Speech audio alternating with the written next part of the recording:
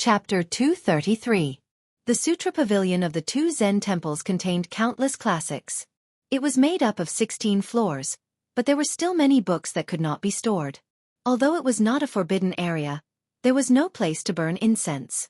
Pilgrims did not dare to walk around in this sacred land of Buddhism. Therefore, there were very few people in this area. Only a few monks came and went in a hurry, either to borrow books or to return books. Therefore, the group of 3 was particularly eye-catching today. A woman who looked like a young woman was holding the ear of a young monk who was wearing a special monk robe. The young woman was nagging non-stop. The poor young monk was being held by the ear and scolded. When he saw the monks of the temple, he still had to bow and greet them politely. Among the monks, there was no lack of eminent monks of the Hui generation. They were all in their 60s. When they saw this young monk who often taught them, they would also respectfully put their palms together and salute. However, when the old monks saw this scene, they all looked down, as if they did not see anything. As for the younger monks of the temple, the more timid ones would blush and grin at the young woman and the girl behind the monk. The more courageous ones would stop and follow a few steps, calling her mistress. Most of them would try to worm their way into being friends with the girl of the same age. Unfortunately, the girl ignored them and was annoyed. She glared angrily and said, "Go away. Who are you gathering so many bald heads to light up the lanterns for in broad daylight?" The young monks laughed and dispersed, not forgetting to sneak a few glances at the girl. The young woman who had been holding the young monk's ear said angrily, "Nanbei, you're really loyal. If I didn't ask my daughter to do it, how long would it take for you to give up your master? Tell me, why is your master hiding in the Sutra Pavilion? Which vixen at the foot of the mountain did he receive a love letter from this time?" The young monk who had no choice but to tiptoe said with a bitter face, "Mistress, I really didn't. Master is really studying the Buddhist scriptures. In the past few years, whenever the great abbot handed me a letter, I would quickly take the initiative to hand it over to mistress." The young woman laughed and said, "Bull ****. When was it not intercepted by something first? You two little brats peeking at it? What's there to see? Isn't it just a roundabout way of expressing admiration, adoration, and yearning? These women don't even know how to be shy. They're actually flirting with a monk." These 3 were, of course, Miss East-West, the little monk Zhu Nanbei, and the famous tigress of the 2 Zen temples. "Mother, you even married a monk. Mother, you're married to a monk." The young woman was very amiable towards her daughter. She increased the strength she used to twist her daughter's ear. She turned her head and said softly, "Daughter, how can this be the same? If I don't go to hell, who will? It's enough for your father to harm one woman." Stupid North and South hurriedly expressed their loyalty and said, "Mistress is kind and virtuous." The young woman did not loosen her grip after listening to his flattery. Instead, she tightened her grip and snorted, "You're becoming more and more slippery like your master. You've gone down the mountain twice and now you know how to change your mind according to the wind? How could this be? Daughter, be careful in the future." The small monk wanted to cry but had no tears. It was over. He would probably have to eat half a bowl of rice for every meal for the next half a month. Sigh, forget it. I'll just use the copper coins I saved to buy some nice clothes for East-West. When they arrived in front of a sutra building, the young woman finally let go of the small monk. She shouted angrily, not losing to the Buddhist lion's roar, "Li Xiaoxin." The small monk said timidly, "Mistress, Master said that monks don't talk about their names, nor do they talk about their longevity." The young woman ignored him and East-West said unhappily, "Shut up." As soon as the young woman finished shouting, a white-robed monk rushed out of the lofty pavilion with a swoosh. He came to the front of the young woman and said with a smile, "Wife, are you tired from walking? Can you give me a massage?" If an outsider was present, they would think that this woman had been rude and unreasonable along the way and would definitely teach the white-robed monk a lesson. However, when she saw her man, she said softly, "I'm not tired. It's just that I haven't seen you for a few days and I miss you a little." The white-robed monk, whose real name was Li Xiaoxin, smiled intoxicatingly and did not speak. Since she was here, there was no Zen in the world. The East-West girl shook her head and walked away like an old man. The small monk, Nanbei, followed behind her and asked softly, "Going to play chess?" The young woman, who was thinking about which abbot to ask for fruits to satisfy her cravings, frowned and said, "Aren't you going to teach some old monks with the surname Shi?" The small monk looked at the hot weather and the hair on East-West's temples sticking tightly to her cheeks. He felt a little distressed and said, "There's still 2 hours left. Do you want to find a place to cool off?" East-West said absent-mindedly, "Why hasn't Su Fengnian come to our temple to play?" The small monk smiled brightly, revealing his white teeth. He volunteered, "Why don't I tell Master to let me go down the mountain to find Su Fengnian? Can I show him the way?" East-West did not speak.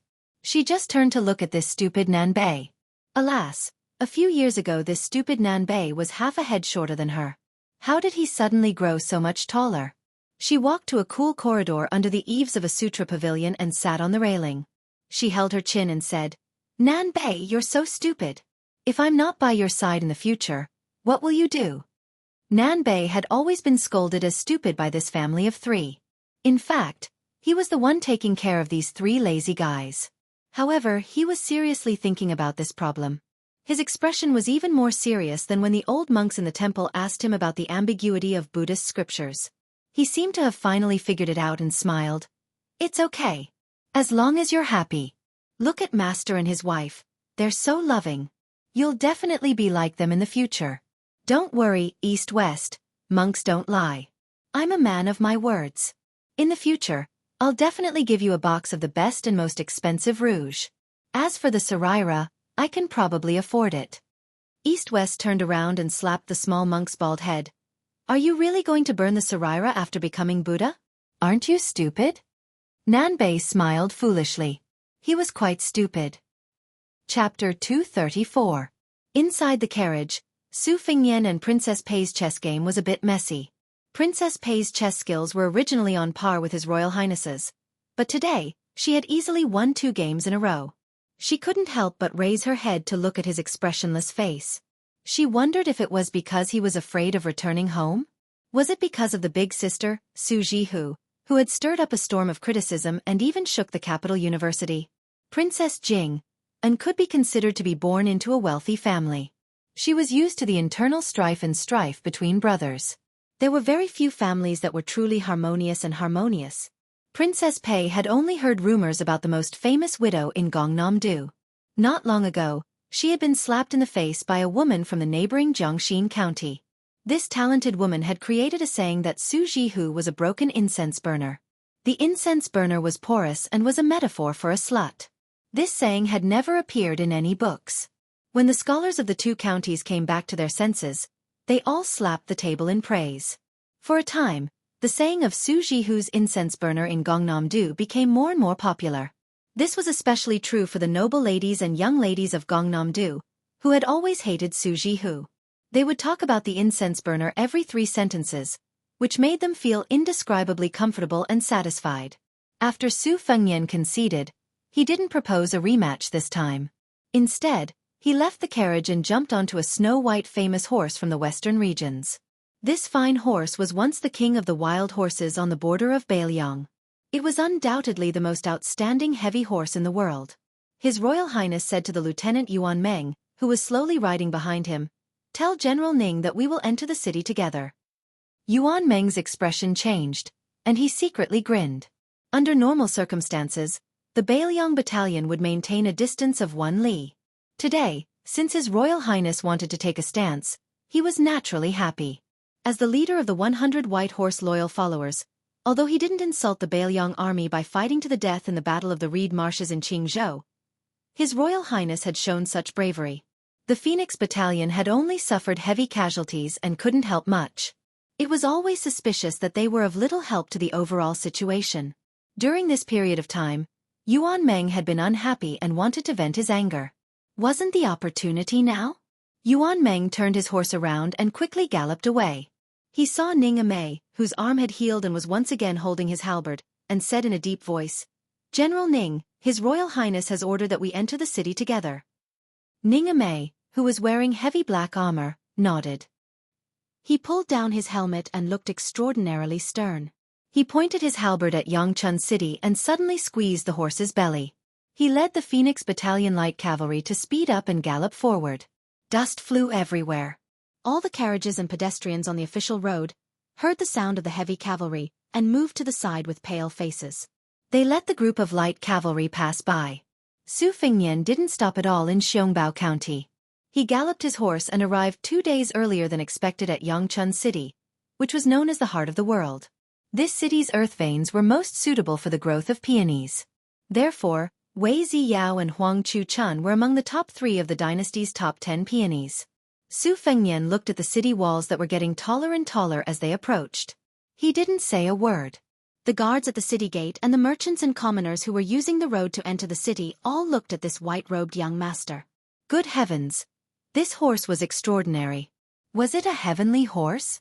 Even the officials of Yangchun City didn't have such a mount, right? The experienced and knowledgeable guards had better eyesight than ordinary people. Just this horse alone was more imposing than those generals. If there was no mistake, this young master should be one of the top aristocratic families in Yangzhou. When they asked for the road pass according to the rules, they had to smile. If this young master was a generous person, it would be even better if he gave them some money as a reward. However, when the guards heard the thundering sound of cavalry and saw a group of unfamiliar riders with unknown banners charging toward them, their expressions immediately became serious. One of them hurriedly went to inform the city gate captain, while the others berated the common people to temporarily stop entering and leaving the city gate. The 6 or 7 city gate guards and other miscellaneous people all dodged to the foot of the city wall on both sides. Only then did they feel compelled by their duties to block the road with their spears, trembling with fear. Among them, a burly man from the Jiangnan Dao had the right to carry a saber.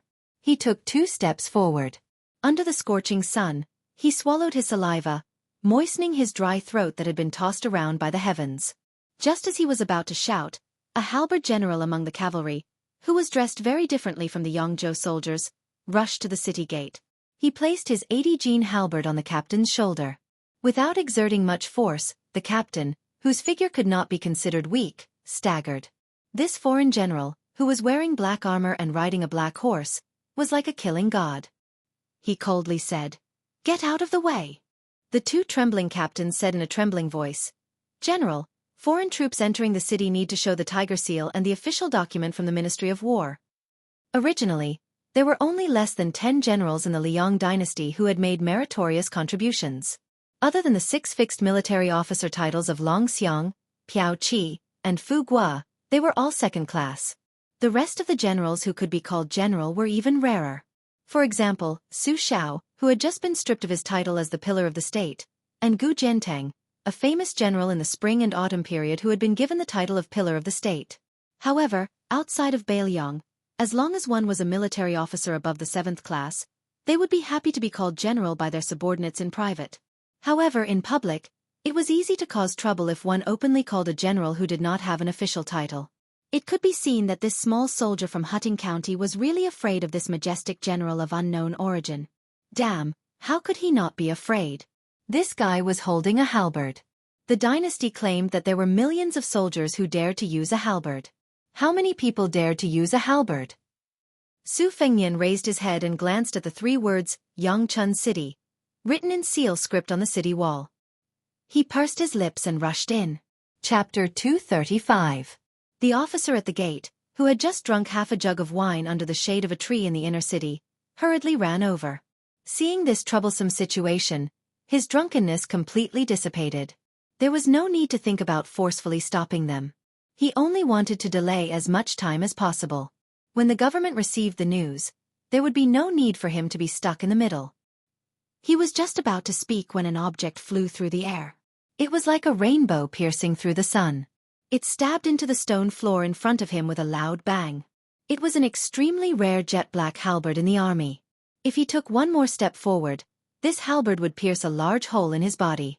He was so scared that he stood there like a wooden chicken. In the time he was stunned, the young master in white robes on a white horse had already passed through the gate. Then, 2 carriages followed closely behind. The general in black armor rode slowly on his horse. When he passed by the officer, he pulled out his halberd. The light cavalry passed through the gate. More than 100 cold and beautiful standard knives were unsheathed. They shone dazzlingly through the gate. No one dared to move.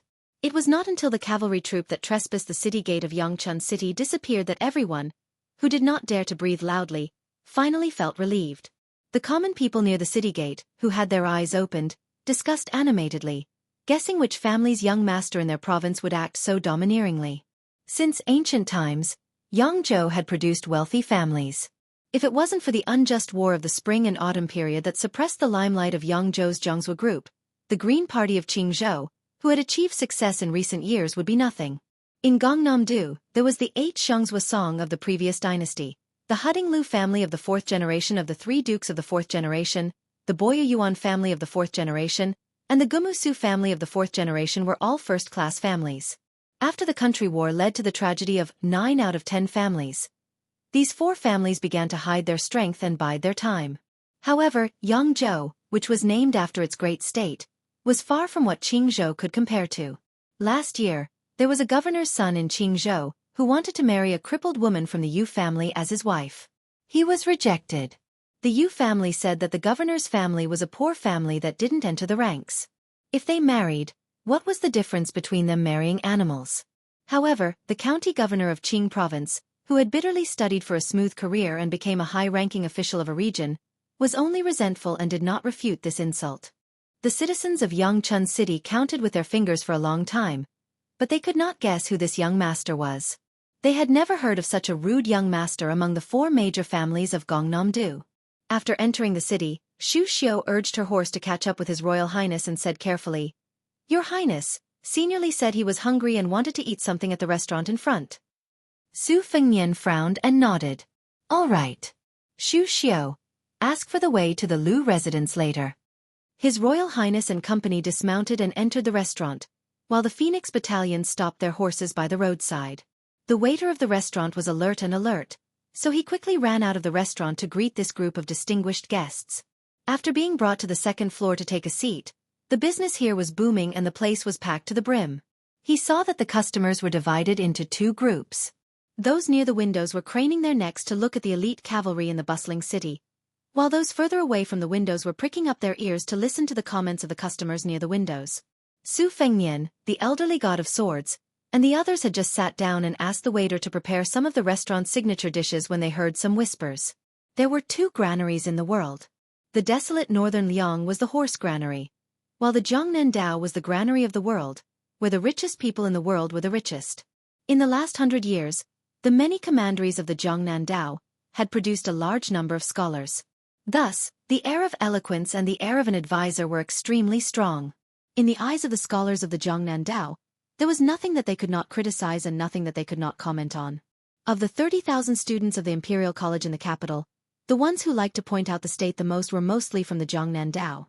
Su Fengnian was expressionless as he waited for the dishes to be served. Xueqi had already asked for the location of the Lu residence in the lake pavilion. She bowed beside him and reported the details respectfully. Xueqi was a naturally beautiful and charming woman.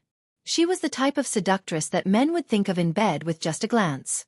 Especially now that she was bending over, the view in front of her chest was very aggressive, like a pair of inverted bamboo shoots that were about to burst out of her clothes. In addition to Xueqi, Su Fengnian also had Yu Yuwei, who was holding a white cat, and Princess Jing En, whose face was covered by a veil but had a graceful figure. Such a feast for the eyes was rare in the world, and it made the diners on the 2nd floor drool. They immediately had a strong desire to show off, as if they had taken an aphrodisiac. The voices on the 2nd floor were much louder, as they only wanted to be remembered by these rare beauties. Not to mention getting intimate with them, just a few glances from them would be enough to make them ecstatic. Gangnam-do, which was full of noble families and nobles, had always advocated talkative and mysterious talks. The scholars and doctors all wore loose robes and wide belts, feather fans and silk headscarves, and wore crane robes. The air was very fragrant, and they did not even look at riding horses. They had to drive ox carts to show their status. Even the page boys had to pick those pale youths with red lips and white teeth. There were only a few young maidservants who were familiar with playing the zither and brewing tea, and they were too embarrassed to go out and greet their friends. The 2nd floor was full of loud conversations, and it was very lively. I heard that in a few days, Baelyang's empty-bellied heir will come to our Hutting County to visit his eldest sister. This pair of siblings, one is ignorant and incompetent, the other is shameless. They really are a good match. If this widow's conduct wasn't improper, how could she have been scolded by Sir Chengzhai's wife to be a 2-legged incense burner? This saying is really too wonderful for words. That slap in the face was really good. I heard from some people at Baogua Temple that after this unrestrained widow was slapped, she still laughed. She really is a woman from Bailiang. You should lower your voice a bit. I heard that the empress who wrote the precepts for women wanted to support her niece, but after the one from Bailiang went to the capital, this empress ceased all activity. There's even news that she went to Chongchun Palace. Humph, this world really makes me, a scholar, bitterly disappointed. No matter how much that boorish fellow covers the sky with one hand, how can he extend his hand to Gongnam-do? Wouldn't Grand Secretary Zhang chop off his claws? That's true. Grand Secretary Sir is indeed amazing. A role model for all scholars under the heavens. Sir Qingzhai is a bit muddle-headed, but he doesn't neglect the greater good. Read that poem about breaking off ties. We should make a toast. These words aren't wrong. We should indeed make a toast. Come, let's drink. One of the people on the second floor suddenly stood up, arriving at the table where the discussion was the most heated. He drew his blade and hacked the table in half, calmly saying, "You want a drink, right? Today, I'll let you drink piss until you're full." Chapter 236. The middle-aged swordsman in green was about to make a move when his expression changed drastically. Without caring about etiquette, he grabbed his master's arm and hurriedly flew backward. They crashed through the wooden wall on the second floor and landed on the street. The young master asked gloomily, "Wang Meng, why are you doing this?" The swordsman replied as if he was facing a great enemy. Someone downstairs used chopsticks as swords and threw them. His sword intent has reached the first-grade realm.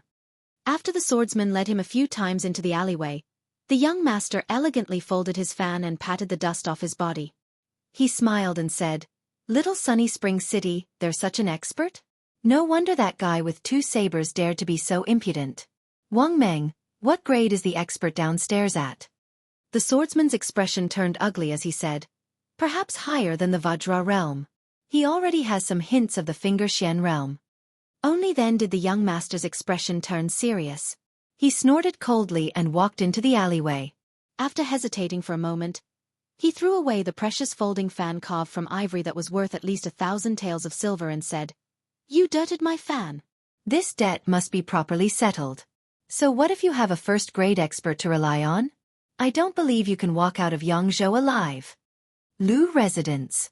Lu Xianlang, the clan brother of the current head of the Lu family, Lu Daolin, was sitting in the study with a gloomy expression. One of the female servants was standing and massaging his shoulders while the other was kneeling and massaging his legs. The weight of the massages was just right.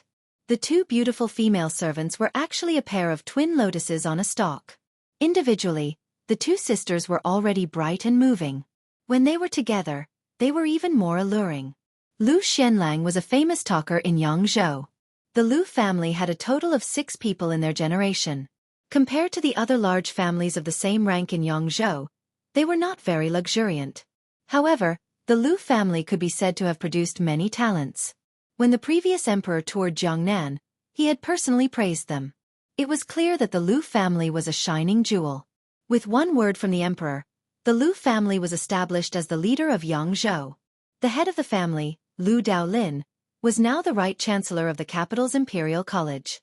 Lu Xianlang oversaw Yangzhou, where the family's foundation was. Back then, he had a battle of words with the scholars at the White Horse Temple and convinced them.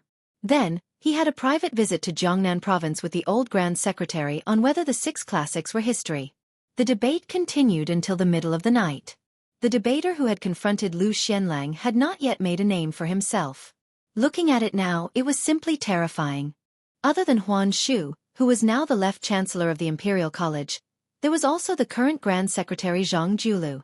Lu Xuanlong's loftiness in the past could be seen. Now that he was old, although he could no longer do the open-minded behavior of spreading nudity and drinking wine in seclusion, he was still a half-saint scholar praised by everyone in Gongnam-do. However, what Lu Xianlang hated the most in his life was that he had married that widow.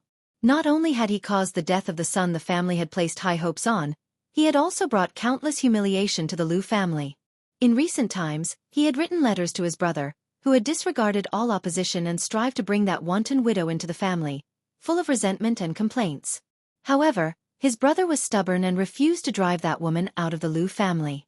Of the 4 major families in Yangzhou, The ranking was now Jiang Xinchuan, Bo Li Yuan, Hu Ting Lu, and Gu Mu Su. Originally, with the Lu family's wealth and power, they were firmly ranked second. However, it was because of this wanton woman, who he had never treated as his daughter-in-law, that the Bo Li Yuan family's reputation overtook. Now, the crown prince of Bailiang was coming to Yangzhou. Lu Xuanlong's resentment was mixed with the bitterness that was difficult to tell to others. How could the wife of the young man from Xianxian County, Lu Lighting, have the ability to disturb the imperial concubine who wrote the admonition for women in the palace? There was an arrangement that he did not know. His original intention was to endure the pain and remove the black sheep from the family. He could no longer allow her to stir up trouble and ruin the reputation that the Lu family had painstakingly accumulated for dozens of generations. However, he did not expect that before the imperial concubine in the palace could do anything, he received shocking news that the imperial concubine had been banished to the Chongqun palace by His Majesty and was completely banished into the cold palace. Lu Xianlang, who was holding a saint's classic in his hand, slammed the book on the table. The two maidservants were so frightened that their hands trembled and they could not help but increase their strength. This caused Lu Xianlang, who was fond of eating stones when he was young, to feel a wave of pain. This great scholar used to take bait before. Today, not only in the summer, even in the winter, he had to eat ice to relieve his qi. Fortunately, compared to the other three families who had taken the 5 minerals powder, he was much better off. However, to the scholars of Gangnam-do, this was nothing.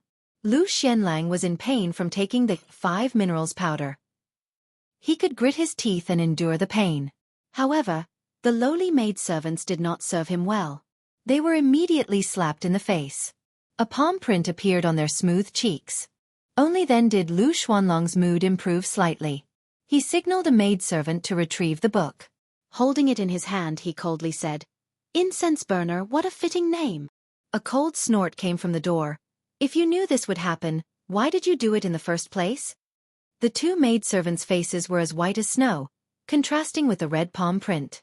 Lu Xianlang waved his hand impatiently. They quickly bowed their heads and left.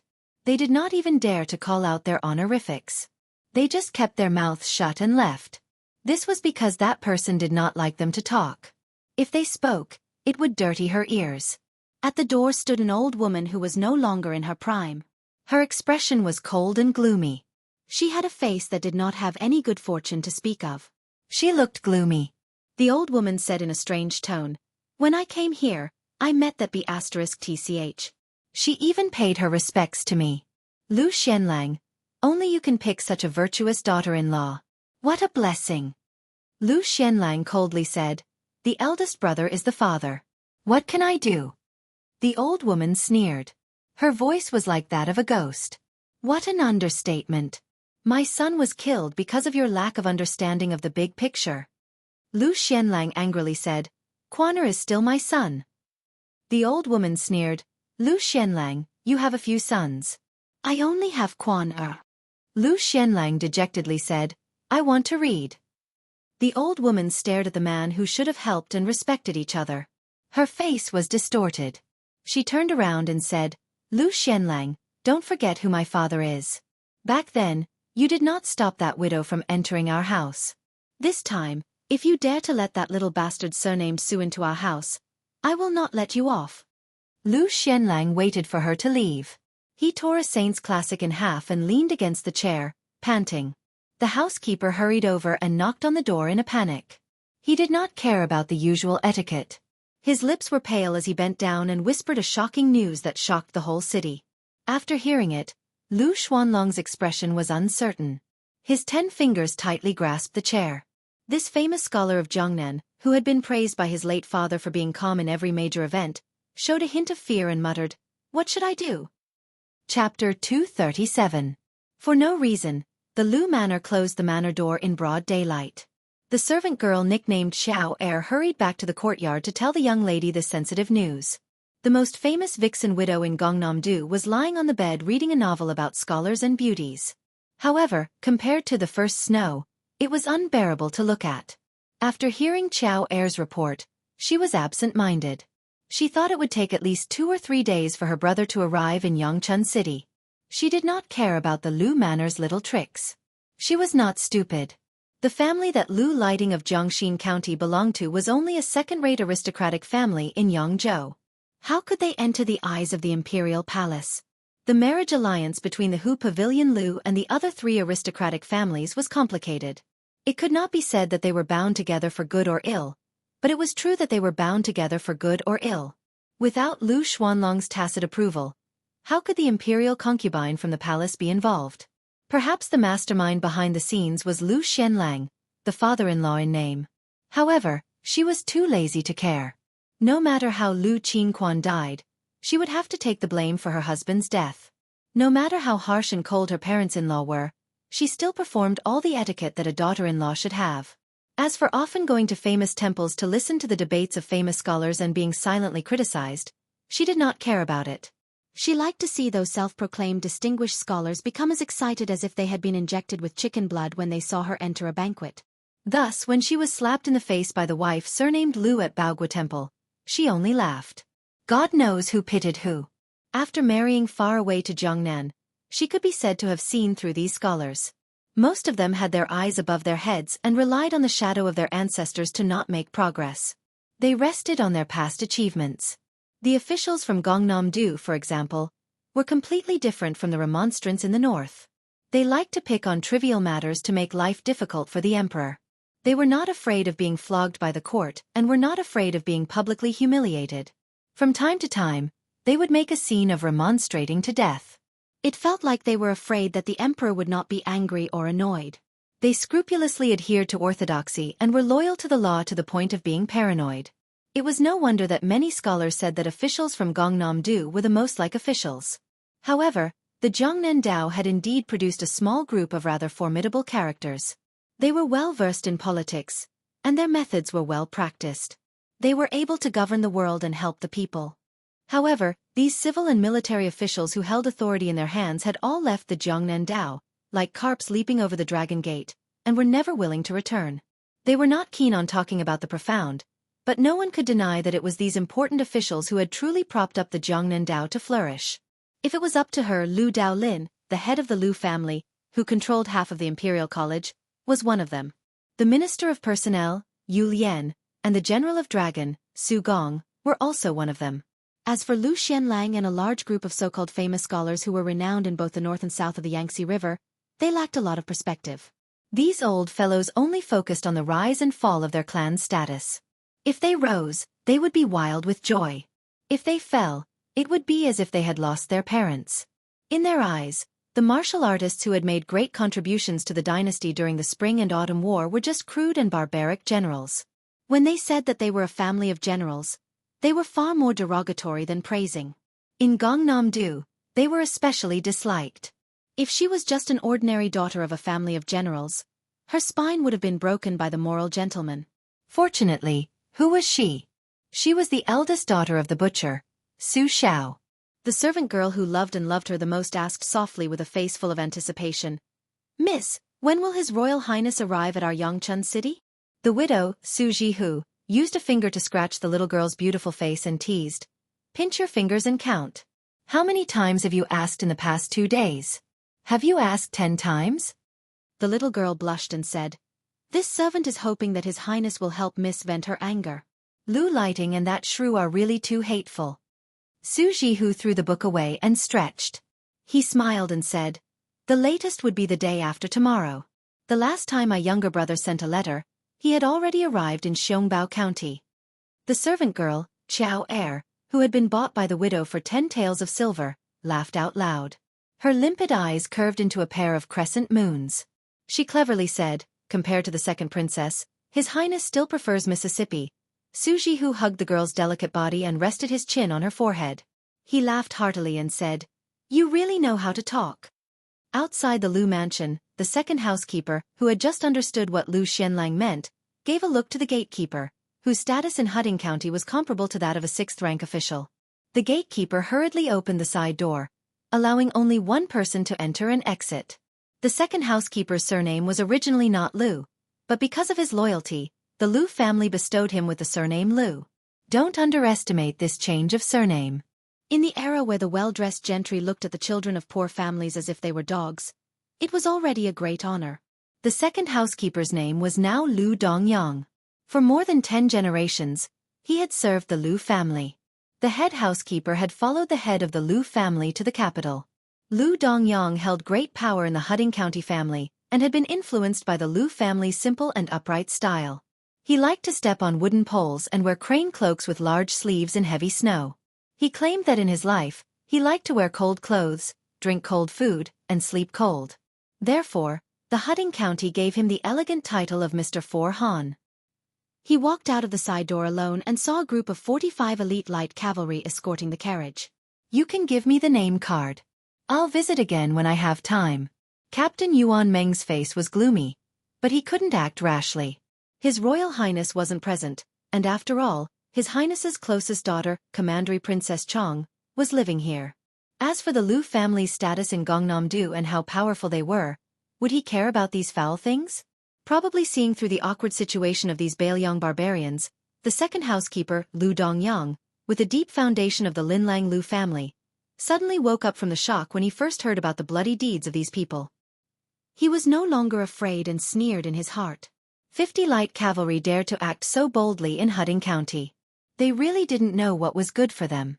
What kind of scholars were those unlucky scholars whose blood spilled on the scene in the restaurant? They were nothing more than low-class people in Hudding County.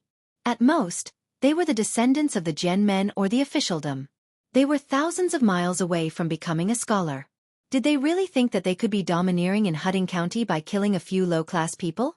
They had to lower their heads and beg the Lu mansion to bribe them. How could this group of barbarians be qualified to enter the Lu mansion? In the carriage, Princess Jing An and Pei Nanwei had been lifting the curtain and watching from the side. They were sitting on top of the mountain and watching the tigers fight with relish. Chapter 238. After Su Xiao, Gu Zhentang, and a few other vassals toppled the 10 great clans of the spring and autumn period, the Liang dynasty vaguely formed 3 major clans. Gangnam-do was one of them. After the Liang dynasty destroyed the 8 kingdoms, it ordered a portion of the clans of the 8 kingdoms to move to the capital and form another group through marriage. There were also some clans who took the initiative to move north in the past 20 years. During the reign of Hong Jia, it was the most frequent. There were no less than 300,000 people. Thus, it was called the Gangnam-do northward migration. Most of them chose Gangnam-do, which was rich and far from the capital. This undoubtedly strengthened the strength of the 4 clans of Yangzhou. Under the influence of the current master, Lu Daolin, the number of talents the Lu clan absorbed was second only to the Yu clan. Naturally, the Lu clan had its own pride and confidence. If the guy who dared to stab a general of Qingzhou to death in front of Zhao Hang was here, there would be nothing to see in this undercurrent. Without a doubt, he would lead these brave and fearless white horse soldiers to crush them. But since he went to Jiangxin County, it would be interesting. If the Hudding County government had a powerful general who did not fear the Bailiang army, it would be even more lively and interesting. Thinking of this, Princess Pei finally revealed a long-lost smile. Jiang Enai, who was sitting in the same carriage, was dazed. This sister was really beautiful. The old god of swords, Li Chungang, lazily leaned against the carriage door and dozed off. He had made up his mind not to get involved in such family matters. At some point, Yu Wei stepped out of the carriage. Holding the white cat, Wu Mainyang, she stood at the bottom of the steps. She looked at the second housekeeper who had pretended to be someone else and said calmly, "Open the middle gate." Lu Dongyang sneered and pointed at the sign. Yu Wei turned her head to Yuan Meng sitting on a warhorse and said calmly, "Field Officer Yuan, the Lu clan of Hudding County treated us with respect. Of course we have to return the favor." Yuan Meng was puzzled. First of all, he was not clear about the relationship between His Highness and this beautiful courtesan. Since she was qualified to accompany His Highness out of Bailiang, she could not be too bad. Only an idiot would treat her as a famous courtesan. Secondly, the way she returned the gift was very particular. Therefore, he looked at the courtesan who had always given people a feeling of weakness and waited for her to continue. If she only told the Phoenix Battalion to turn around and leave, he would definitely look down on her. Unexpectedly, Yu Wei sneered and said, "Stab this blind servant to death." Earlier, His Highness said that after killing him, the corpse must be left at the door. Now, it seems that there is no need to waste energy. We are only here to see Princess Chong. When the time comes, if Princess Chong says that it is not suitable without the main door, The Lu Manor can just install it. If Princess Chong doesn't agree, then kill whoever dares to make a move.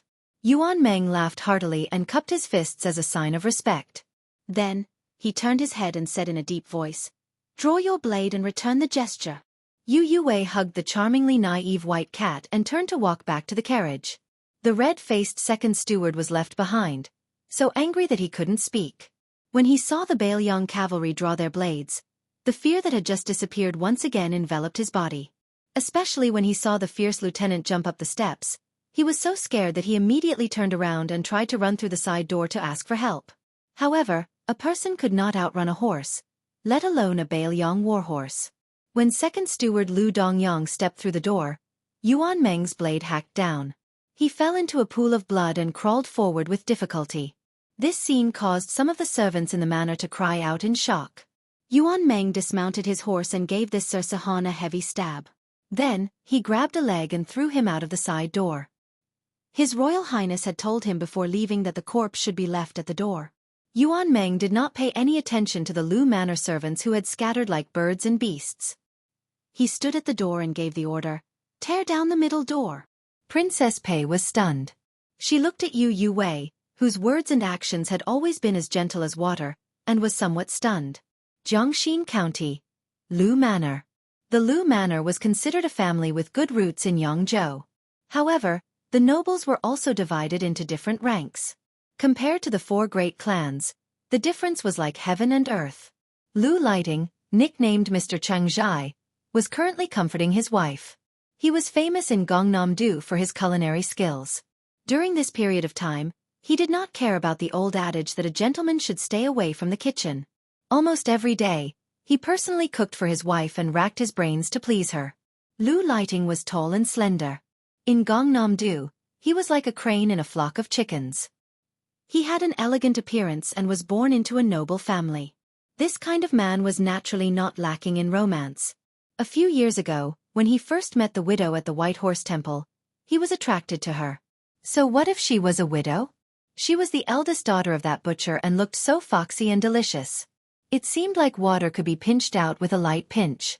However, although she had a bad reputation and it seemed like anyone would climb into her bed for a night of pleasure, Lu Lighting, who was a womanizer, knew that this beautiful woman had a very cold temperament.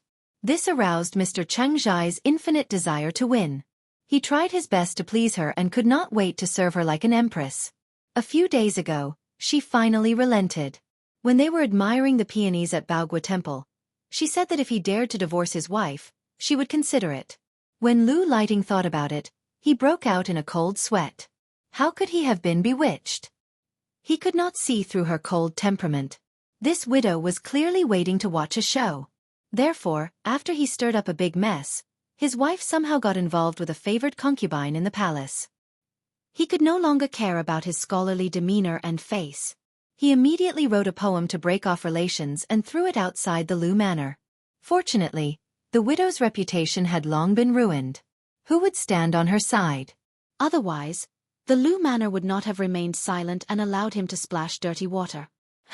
When Lu Lighting thought of this, he secretly rejoiced. It was a blessing in disguise.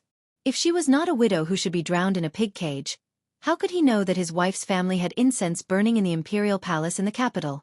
This was something that could be heard all the way to the heavens.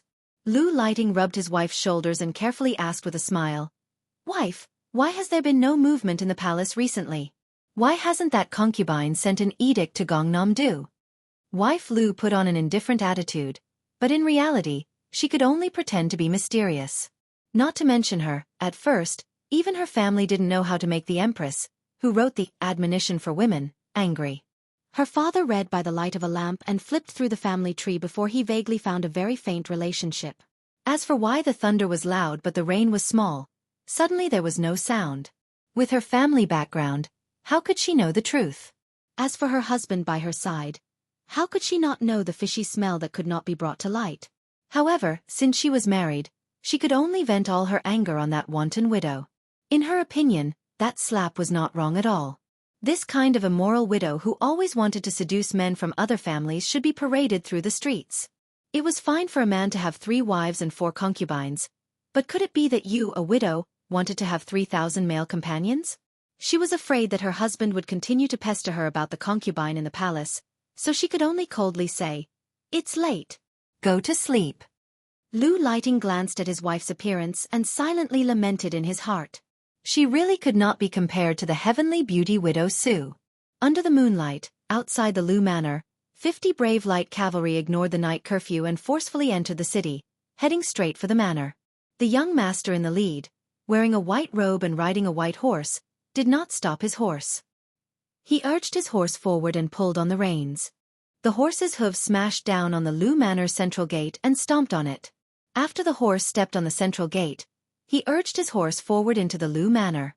Chapter 239. The middle gate of a slightly larger mansion would not be opened often, especially for the Lu family, which had deep roots in the present age. Not every guest would open the middle gate. Not to mention the county chief of Hutting County. Even the governor of Yangzhou and other officials of the border might not have the qualification and honor to do so. The door could be said to be the face of a family. The Lu family was full of hidden dragons and crouching tigers. There were hundreds of officials, advisors, and servants. Although they had just sent the housekeeper, Lu Dongyang, to send away the group of people on the street, many people were secretly observing every move here. However, when the Bailiang's light cavalry opened the door, the Lu family did not send out any men of sacrifice. Only a middle-aged Confucian scholar with a pure yang scarf on his head and cloth shoes on his feet walked out. He was dressed simply and shabbily. Behind him was a young servant with a delicate temperament. He held an ancient sword in a black sandalwood scabbard wrapped in the skin of a southern sea shark. Unlike other famous swords, this sword did not have the slightest chill when it was sheathed. The middle-aged man looked at the housekeeper who had died in the courtyard and sighed softly. The door had been opened in an uproar. Lieutenant Yuan Meng and the Confucian scholar in the courtyard looked at each other. The middle-aged man from the Lu family bowed slightly and said indifferently, "Today, the Lu family did not treat guests well. As the housekeeper, Lu Dongyang should be punished, but not to the point of death. A return of gifts needs to be returned." Yuan Meng knew what was good and was on guard. He held the Bailiang knife in his hand tightly. The murderous aura that was nurtured by battle formations was naturally different from the aura of Jianghu people. After the Confucian scholar who was not holding a book but a sword by his side bowed, he faced the drowsy old man in a sheepskin coat in the carriage in the distance. This time, he bowed deeply and said, "I am Lu Baijie from Hutting County. I received the ancient sword Ba Xiu when I was 11 and have been practicing swordsmanship for 36 years. I would like to learn from Senior Li."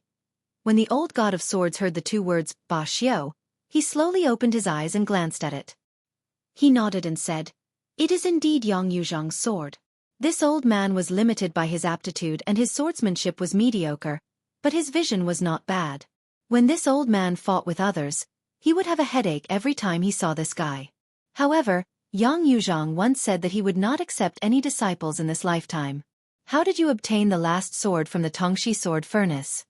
Lu Baijie, who introduced herself in front of Li Chungang and performed the etiquette of a junior, smiled and said, "It's probably because I was nicknamed Tongxi when I was young. I met my master by chance and was given the Ba Xiu sword and half of the sword manual. For 36 years, he had not dared to slack off for even a single day. His master held the old senior in high esteem. He said that the two-sleeved green snake could dominate the sword forest for 50 years. Junior has been longing for this for a long time.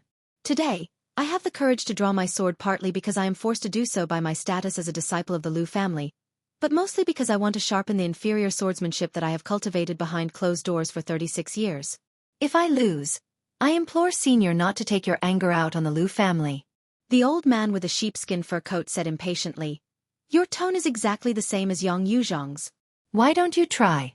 If you only have the craftsmanship of Yang Yuzhang's swordsmanship and not the ingenuity of his swordsmanship, then you are not worthy of this old man taking action. Who the F***ck wants to make things difficult for you aristocratic families? Do you have nothing better to do? Swatting flies with a bamboo pole in a latrine pit. You will be splashed with feces no matter what." This old man did not believe in heresy back then and suffered a great loss at the hands of lame Su. At this point, the old man immediately shut his mouth. Exposing one's shortcomings was not Li Chuangong's usual style. Lu Baijie smiled and stretched out 2 fingers to gently stroke the scabbard. The famed Ba Xiu sword was half unsheathed. At this moment, A familiar sound of footsteps came from behind. The woman called out, "Little uncle." Lu Baijie, the youngest and most leisurely of the Lu clan's glittering jewels 7 jades in the lake pavilion, had a sorrowful expression on his face.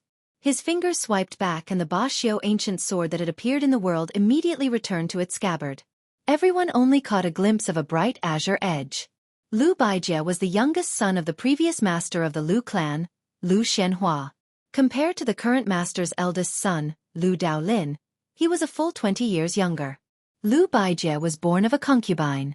He was naturally intelligent, but he was indifferent to fame and fortune. He was not passionate about the 3 immortals of Confucianism and was obsessed with the way of the sword. Until now, he had not married, so naturally he did not have any children. He rarely showed his face in the Lu clan. Among the influential members of the Lu clan, Lu Baijie was the only one who was truly close to the widow. He, who did not have any children, largely regarded Su Jihu as half a daughter. If he had not secretly stifled the signs of many disasters, the Lu clan would have long been in chaos. Not to mention others, the woman whose father was the master of the Su clan had done too many dirty deeds. But he was apprehensive about her identity as his sister-in-law and felt the pain of losing a child. Otherwise, Lu Baijie would not have allowed such a scandal to happen in the Lu clan. After such a big event as the removal of the center gate, which was enough to shock Yongzhou, Su Jihu, no matter how much he was restrained in the Lu clan, still received the news immediately. Only then did he confirm that his younger brother had arrived in Yongchun City. Other than him, who else could have done such a shocking thing? How could Su Jihu bear to blame him? However, the Lu clan was still her home in name. It would not be good to make things too tense, especially when her father-in-law, Lu Xianlang, was willing to do anything for the sake of his reputation. Which famous person would not cherish their reputation? She giggled at Lu Baijie and called out, "Little uncle," in a coquettish manner. In return, she received a helpless expression. Su Jihu did not exchange pleasantries with the few elders in the Lu clan who were easy to talk to. She ran out of the main door. All the valiant light cavalry dismounted and knelt on one knee, respectfully saying, "Bailiang's Phoenix Battalion pays respect to Princess Chong." Su Jihu ignored them. Looking left and right, she did not see her younger brother's gentle smiling face that she had always dreamed of. She was immediately disappointed. The maidservant, Blue Bird, could already walk with difficulty, but her complexion was still unsightly. Just as she was about to kneel, Su Jihu, who revealed a frightened expression but quickly concealed it, stepped forward to support her. Biting her lips, she asked in a low voice, "Where is Feng Nian?" Blue Bird replied softly, "His Highness went to Jiangxin County. He said he would rush back to Yongchun City overnight." Su Jihu stamped her foot. Her eyes were red as she muttered, "That idiot!" She took a deep breath and said rather majestically, "Follow me into the Lu clan residence." If Lu Baijie, who was of the same generation as Lu Daolin and Lu Xianlang, did not stop her, who would dare to? Lu Baijie's illustrious identity as the son of a powerful family was there, but his other identity was even more intimidating. There was a special sword review that listed Lu Baijie of Huding County in Yangzhou.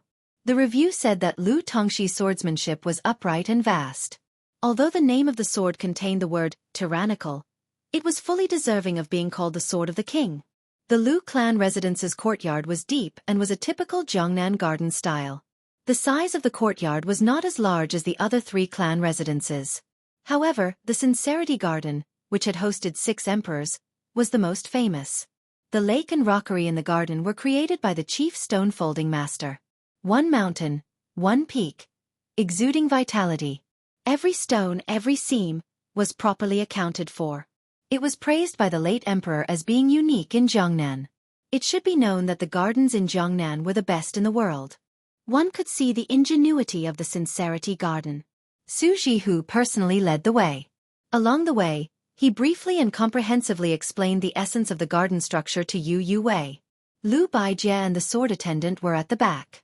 Coincidentally, Li Chungang, Jiang Ni, and Princess Jing'an were at the back.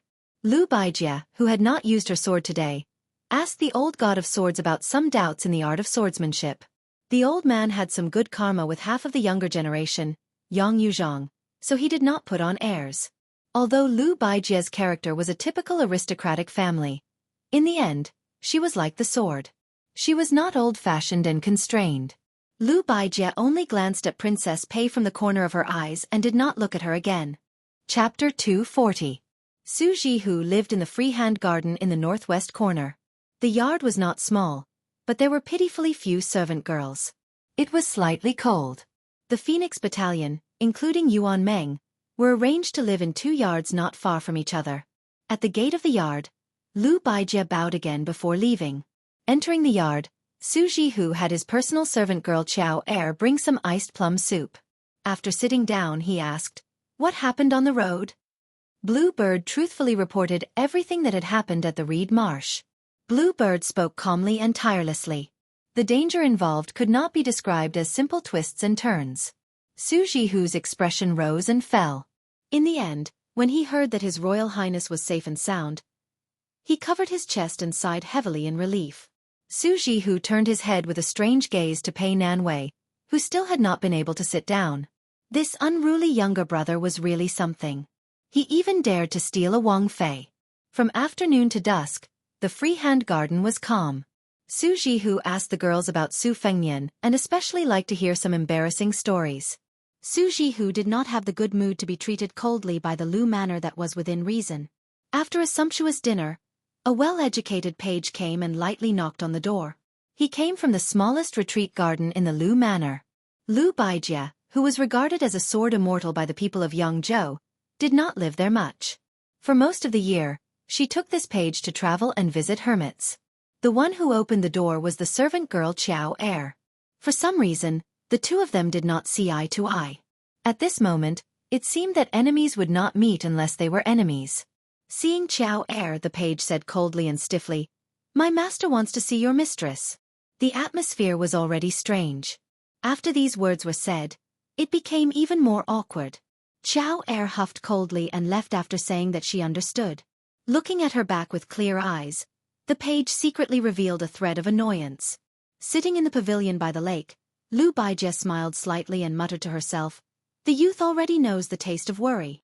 Su Jihu walked out of the garden and sat down in the pavilion.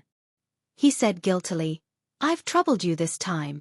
Sword Immortal Lu, who didn't have any of the bad habits of a noble family but still had the backbone of a noble family's descendant, shook his head and said, "It's not that I'm causing trouble for little uncle, but if I do that, it will be even more difficult for you to conduct yourself in the Lu estate." Su Jihu said indifferently, "This is nothing. It's nothing more than a fake smile in front of me and a colder smile behind me." Lu Baijie sighed and said, "Let's not talk about second steward Lu Dongyang first. His Highness the Crown Prince ordered his retainers to commit murder in the downtown area. No matter how bad their conduct was, they were still scholars from Hutting County. One of them was even a descendant of a servant. If the Crown Prince didn't dismiss him, little uncle could still go to elder brother and say a few words. Lu Manor would come forward to clean up this mess. At most, we'll just give some compensation to the families of the lesser concubines, as well as a few official salary.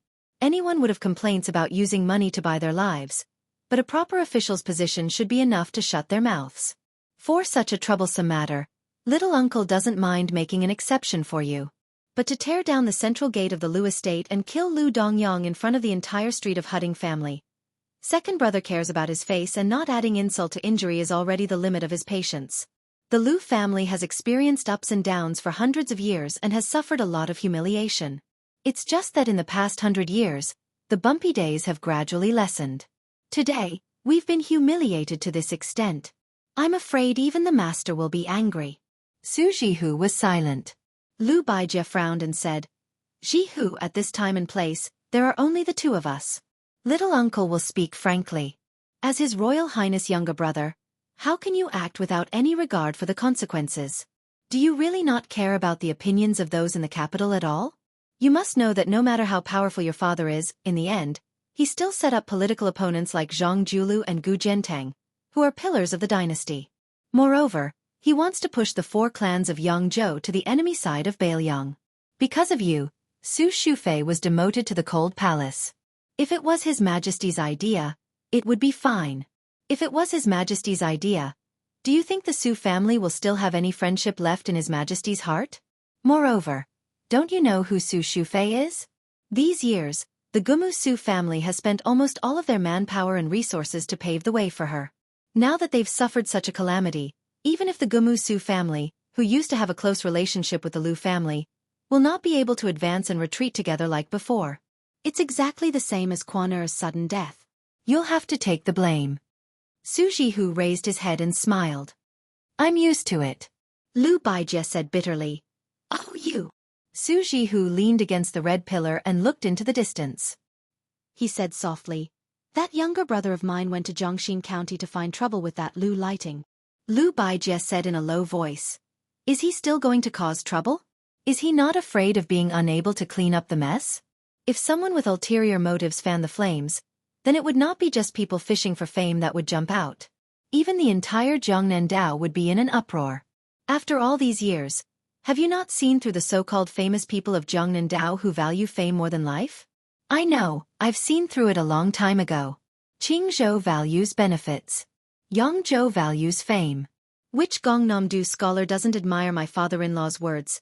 Even death is more important than Mount Tai? Su Jihu squinted his eyes and smiled. But this younger brother of mine, probably because my father is the king of Bailiang, he doesn't care about the things that many people would risk their lives to hold in their hands. However, he cares about the things that even poor people don't care about the most.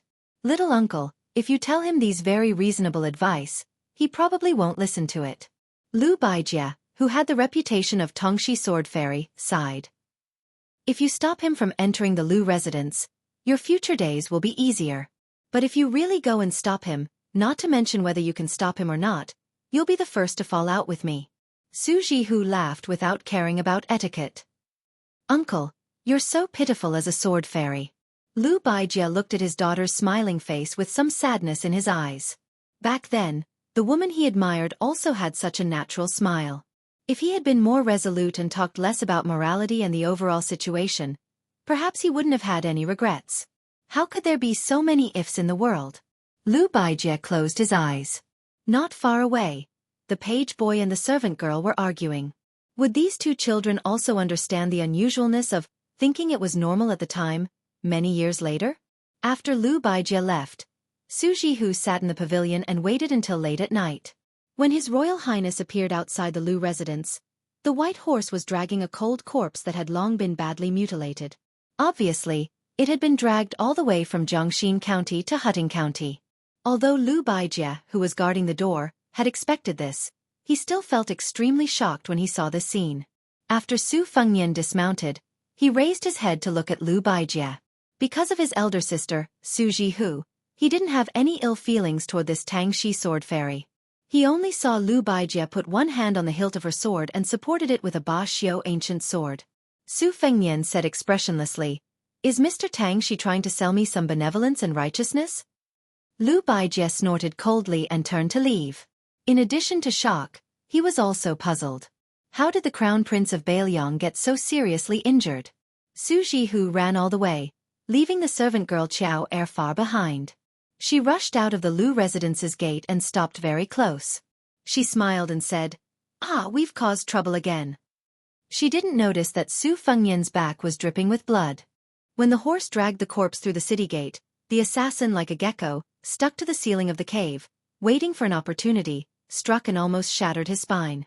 But Su Fengnian just stared at her with red eyes and said softly, Sister, let's go home, okay?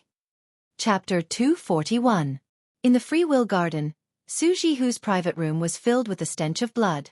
Even the 3 purple smoke sandalwood furnaces that had been added with high-grade ambergris biscuits could not conceal the smell. Su Jihu's face was pale as he looked at Li Chungang, who was taking Su Fengnian's pulse. His Royal Highness's upper body was naked as he lay on the bed.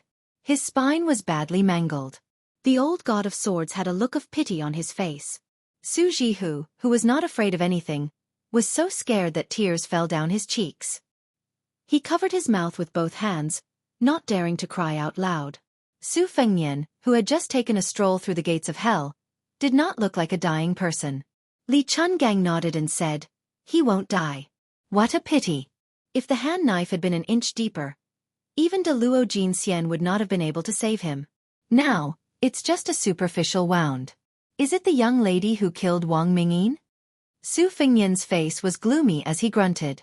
He brought his halberd, Ning Mei, Wei Shuyang, and 50 light cavalry to Jiangxin County. From the beginning, he had agreed with the 2 retainers to lure the snake out of its hole. However, he did not expect that the lady who raised the big cat was so patient. On the way from Yangchun City to Jiangxin County and back, His Royal Highness had deliberately revealed so many flaws, but she did not take advantage of them.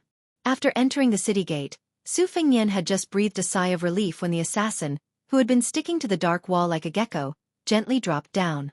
Fortunately, she did not seem to have expected that His Royal Highness was already on the 4th floor of the Great Yellow Courtyard. If it had been Su Fengnian in the reeds, his spine would have been shattered by her stab. However, after several failed assassinations, the embarrassed and angry girl immediately gave chase. Su Fengnian stepped on the sidewall with the tip of his foot, and she followed closely behind. Just as she was about to deliver a second stab, Ningamei's halberd had already been thrown out. Wei Shuyang's figure also swept away like a hawk, and the white horses all brought out their crossbows. Seeing that the situation was not good, she did not continue to fight. She slipped out of the inner gate, and her slender fingers dug into the wall like tofu. After a few leaps, she disappeared in an instant. When they were passing through the Xiangbao County, the horses were drinking water by the stream. She, who had been waiting for a long time, also made a move once. She rushed out from the bottom of the stream, but at that time, Li Chungang was not far away. In an instant, Sword Qi rushed over and did not give her a chance to get close. Everyone only saw this girl hiding in the water, disappearing like a fish. The dense rain of crossbows and short halberds were unable to hurt her in the slightest. She really was a bone cancer. Su Fengnian comforted her. "Sister, it's really all right." Su Jihu, who had put down the huge stone in her heart, wiped her tears and smiled. "Pah!" She fiercely slapped him on the butt. It's all right.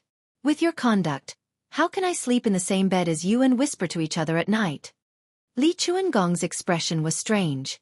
He originally wanted to tease her, but after thinking about it, he gave up. With Su Fengnian's narrow-mindedness, he would not dare to be angry with him. Perhaps he would vent his anger on Jiang Ni's head. Damn, everything has its vanquisher. This old man also had a day like this. There was no justice in the world. He reluctantly got up and left the fragrant boudoir. In the room, Bluebird and the servant girl Qiao Er also tactfully left. Only this pair of siblings who had been close since childhood remained. Although it was an external injury, the flesh was torn open and it was not good. Su Fengnian was just about to take a break when he felt that something was wrong. He was both helpless and resentful. "Sister, why did you take off my pants? There's no injury there." Su Jihu did not have the perception and arrogance of an older sister. She sweetly said, "Fengnian, I'm not at ease. It's better to take a look. There are no outsiders here. Why are you blushing?" Su Fengnian reached out to protect his belt. He turned his head and angrily said, "Sister, how old are you already? Don't be so shameless, okay?" Su Jihu pretended to have a face full of hidden bitterness.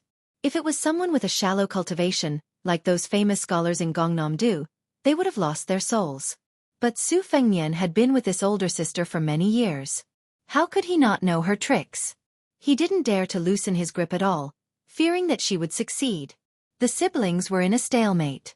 Su Fengnian begged for mercy. "Sister, I'm begging you, okay? No one takes advantage of the situation and torments the injured like you." Su Jihu resentfully withdrew her hand. But she did not forget to slap His Royal Highness's butt again. She chuckled and said, "Oh, very perky. It's good to practice the blade. This physique is very good. When your injury is healed, the fertile water should not be left to outsiders. You have to let me have some fun." Su Fengnian had a headache and said, "If you continue like this, I'll go to my second sister's place tomorrow." Su Jihu leaned over, her charming face close to His Royal Highness. Her breath smelled like orchids. She snorted and said, "You heartless fellow. Tell me, who in the family doted on you the most? Who wet the bed when you were young? And who secretly washed your quilt? Now you're turning your back on me?" Su Fengnian turned his head to look at this dignified and virtuous face. It was difficult for outsiders to see it.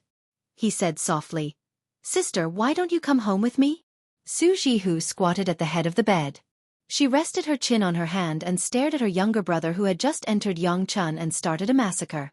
she said gently. This is sister's home. A married daughter is like spilled water. Why else would there be the saying, spilled water can't be recovered? Even if sister goes back to Bailiang, it's only to visit family, not to go home. Su Fengnian didn't say anything. Su Jihu reached out and stroked this fellow who didn't hesitate to make enemies in Gangnam-do for her. After looking at him for so many years, she still couldn't get tired of looking at him. She said softly, "My youngest uncle, that Tongshi sword Immortal Lu Baijie, said that you're going against the tide and won't amount to anything. This is because he doesn't know how much Fengnian likes sister.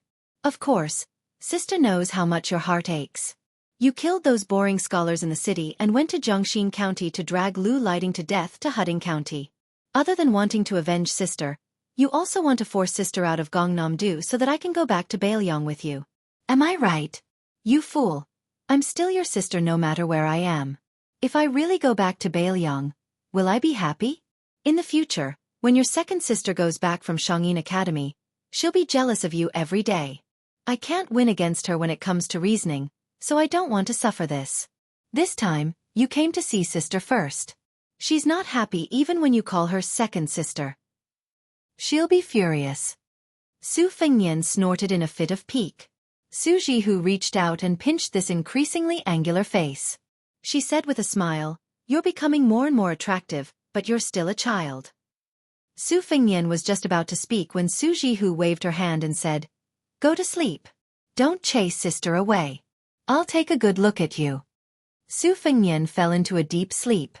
Chapter 242.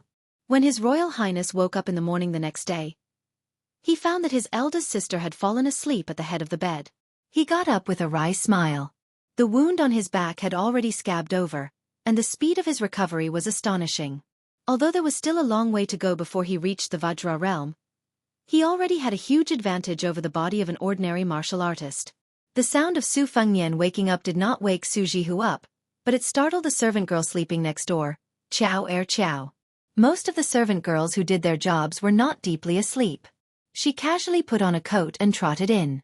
It was a hot summer day, so she was dressed lightly. Her growing figure was graceful, and she had the unique moist spirit of a Jiangnan woman. Her body was light and pure. Otherwise, the capital's officials and dignitaries would not have raised thin horses in their households. The thin horses trained by the Gangnam-do and the West Chu concubines were known as the Two Beauties. Su Fengnian raised his finger and shushed her, indicating for the budding young girl to be quiet. She glanced at His Royal Highness's naked upper body, and her small face flushed red. She quickly lowered her head, afraid that she would overstep the rules. The higher the status of a powerful family, the stricter the rules and regulations. The masters also had different personalities, so the servants naturally did not dare to be arrogant and overstep the boundaries. Moreover, the servant girl Chow Chow had heard too much about the arrogant behavior of Bailiang's heir apparent from the Mrs. Mouth. In addition to yesterday's disturbance, she did not dare to be careless. The little girl originally thought that His Royal Highness would at most go to Jiangxin County to beat up that henpecked Master Qingzhai after seeing the Mississippi. She would never have thought that His Royal Highness would use a horse to drag Lu Lighting's corpse from Jiangxin County to the Lu residence. Su Fengnian picked up a mutton-fat jade bottle at the head of the bed, lowered his voice and chuckled, "Chow help me apply the ointment. I can't reach my back." The little girl trembled as she took the jade bottle. She poured out the fragrant ointment onto her fingertips and sat on the edge of the bed. Her face, ears, and neck were red as she gently applied the ointment onto His Royal Highness's back. When her fingertips touched the skin, her delicate body trembled. The girl's sparkling and translucent skin was almost dripping with water. However, when she saw that in addition to the new injuries on His Royal Highness's back, there were also some old scars, she only felt shocked. She didn't dare to imagine why His Royal Highness, who had such a prestigious family background, would be covered in scars. The little maid Chow lived in the courtyard of the Lu residence, which was as deep as the Marquis's palace. She was especially fortunate to be under Su Jihu's protection. How could she understand the sinister ups and downs of the Jianghu? To her, if the miss ate less rice or caught a cold from heatstroke, it would be a big deal. It was like being slapped in the face by a fierce woman. She would risk her life to avenge the miss and repay the kindness. Generally speaking, Chow was lucky to be able to meet such a widowed master like Su Jihu. She didn't need to worry about being molested by her master's men. In the aristocratic families, how many maids as delicious and seductive as her could maintain their virginity? They would have long been secretly eaten or openly eaten until not even their bones were left. The private affairs of the boudoir were something that even the moral model sages and scholars couldn't say anything about. With her help, Su Fengnian put on a new set of clothes and quietly got off the bed. He smiled and said, "Ciao air, I'm going out to get some fresh air. You just wait for my sister and let her wake up naturally." Ciao air timidly and shyly agreed. Only now did she secretly notice that His Royal Highness was tall and slender. He was much taller than the Gongnam-do men. Su Fengnian walked out of the room. Blue Bird was standing in the courtyard. Master and servant left the freehand garden and strolled along the lake. Su Fengnian saw that the Tongxi sword fairy Lu Baijie was already sitting in the pavilion. He didn't know if she was waiting for him. Su Fengnian walked over without hesitation. Lu Baijie was the youngest of the 7 glittering jewels of the Lu family. Because he had never married and had children, he did not leave the family and lived in Retreat Garden. Because the head of the family, Lu Daolin, held the position of the Right Chancellor of the Imperial College in the capital, all the affairs in the Lu residence were usually handled by Lu Xianlang. Tang Shi Sword Immortal usually did not care about worldly affairs, but the more he was like this, the more his words carried weight on important matters.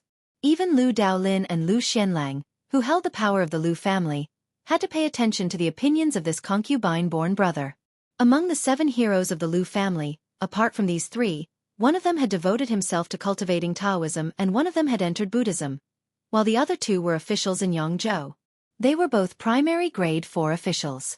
Being a local primary grade 4 official was already a true high-ranking official. They were far more popular than being a primary grade 4 official, or even a secondary grade 3 official in the capital. Although the officials in the capital had always looked down on the officials from other places, the ones who truly wanted to enter the cabinet were mostly secondary grade 4 officials. It would take at most 6 years and at least 3 years to accumulate enough experience and popularity before returning to the capital. Only then could they be considered as the true pillars of the dynasty. Originally, with Lu Baijie's talent, he could have become the backbone of the Lu family, second only to the head of the family, Lu Daolin. However, the head of the family was still his elder brother, Lu Daolin, so Lu Xianlang could only complain. After entering the pavilion, Su Fengnian gave a junior salute and said respectfully, "Fengnian pays his respects to Mr. Tang Shi. Last night, I mistakenly thought that Mr. Tang Shi wanted to stop me from entering the mansion. In a moment of desperation, I spoke disrespectfully. I hope Mr. Tang Shi won't blame me." Lu Baijie said coldly, "His Royal Highness is too serious. However, I don't have much moral benevolence to sell. Why did your Highness enter the pavilion?" Su Fengnian said with a smile, "Big sister has been saying that Mr. Tang Shi is good all these years. Today, I came to ask for a beating from Mr. Tang Shi. Coincidentally, I was a little injured. I thought that Mr. Tang Shi would be gentler." Lu Baijie was obviously stunned for a moment. She said with a smile, "Your Highness's scoundrel temper is exactly the same as your sister's." Su Fengnian said, "Both of us learned from Su Xiao." This was the first time Lu Baijie heard the 2 words, Su Xiao, from someone's mouth. In Gongnam-do, no matter how famous people talked, they would at most refer to the barbarian son of Bailiang. There were very few who dared to call him Lame Su. At most, they would only do so in private situations, not to mention calling out Su Xiao's name directly. Lu Baijie smiled and said, "How long does your Highness want to stay? Do you plan to kill a few more Gongnam-do scholars?" Sword will overflowed in the pavilion. Blue Bird frowned and was about to step into the pavilion when Su Fengnian waved his hand and stopped the daughter of Spear Immortal Wang Xiao. He faced Sword Immortal Tang Shi and said calmly, "It's fine as long as they don't provoke me. I'm not a devil who has nothing better to do than to kill people. It's more like having a full stomach thinking about sex." Lu Baijie smiled coldly and said, "Is your Highness not afraid of causing trouble for the king of Bailiang who is still in the capital?" Su Fengnian shook his head and smiled. "Mr. Tang Shi, you don't know. If I came to Gongnam-do calmly and then left Gongnam-do calmly and let those scholars talk about my elder sister, Su Xiao would really be angry.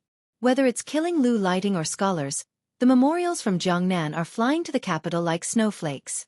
Su Xiao has a headache, but he's actually very happy.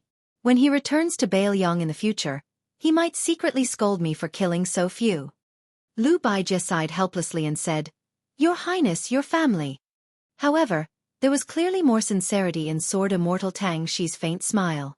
Su Fengnian looked at the lake and said, "My elder sister still refuses to return to Bailiang. She says this is her home. What's so good about this home? Mr. Tang Shi, please teach me." Unexpectedly, Lu Baijie laughed for no reason and said, it's not good at all. It's a pity that I don't have the final say in this home. Otherwise, I would have told your sister to scram back to Bailiang long ago. Hurry up and scram. Out of sight, out of mind. Otherwise, I won't be able to enjoy myself when I go out to play. Su Fengnian immediately had a good impression of this sword immortal of Yang Zhou. He grinned and had a bit of the feeling of a naughty junior interacting with an enlightened senior. Chapter 243. Most of them were acquaintances from Huting County. When they saw the widow Su Jihu get off the carriage, they immediately shut their mouths. Compared to their previous attitude of watching a show, after yesterday's incident, the other counties in Huting County were still fine. However, all the well-informed aristocratic families in Yongchun County had long been shocked speechless by the methods of His Highness the Crown Prince. After killing the scholars on the street, he rampaged through the soldiers in the city that were several times more numerous. It was said that he even dismantled the middle gate of Lu Manor. That night, he dragged Mr. Qingzhai's corpse into the city and threw it at the gate. What kind of behavior was this? How could this be described as tragic? The elders of the aristocratic families in the city got up in the middle of the night and talked with their old friends under the light. They all lamented that this was the greatest humiliation in Yangzhou in 100 years. It was said that Lang Jiang Donggong Huang, who was the most ruthless in dealing with the aristocratic families, had received orders to bring 600 elites from the provincial capital to Yangchun today. Who didn't know that Lang Jiang, who killed Gumu Su's third son as soon as he took office, had a deep relationship with the Yu family. Furthermore, he was General Gu Jiantong's trusted aide in the past. The gate of the temple was tightly shut. After Su Fengnian got off the carriage, he saw that there was a small and exquisite square pond in front of the temple. Beside the spring, there were green trees hugging each other, and there was also a strange old pine. Su Jihu intimately held his arm and walked over. There were stone dragon heads on each side of the pond. Spring water dripped from the dragon mouths. The water was clear, and the scattered copper coins at the bottom of the pond could be seen clearly. Su Jihu picked up a dead branch and crouched down to stir the spring water. When she stopped stirring, a line as thin as a silver thread would appear on the surface of the water. She raised her head and smiled. Do you see? It's said that this is the scene caused by the mixing of mountain water and spring water. Interesting, isn't it? Su Fengnian crouched down and wanted to reach into the water to pick up a few copper coins. Su Jihu smacked him with the branch and scolded him jokingly. Have you gone crazy from being so poor? Su Fengnian still picked up a copper coin and pinched it between two fingers. He chuckled. I'll save as much as I can. He stood up. The air outside the temple was fresh and the birds were chirping. He raised his head and saw that the greenery in the temple was higher and higher. He withdrew his gaze. The old pine tree beside him was indeed not vulgar. Its thick trunk twisted left and right, twisting like a crouching dragon. He didn't know if it was the will of the heavens or man. The old god of swords and Jiang and I were standing under the tree. The old man with the sheep fur coat sighed. The will of the heavens are too sentient, but if it was done by man, it would be too heartless. But I've never actually seen anyone actually do it. But I've never seen anyone actually do it. But I've said, but I've, but I, but I.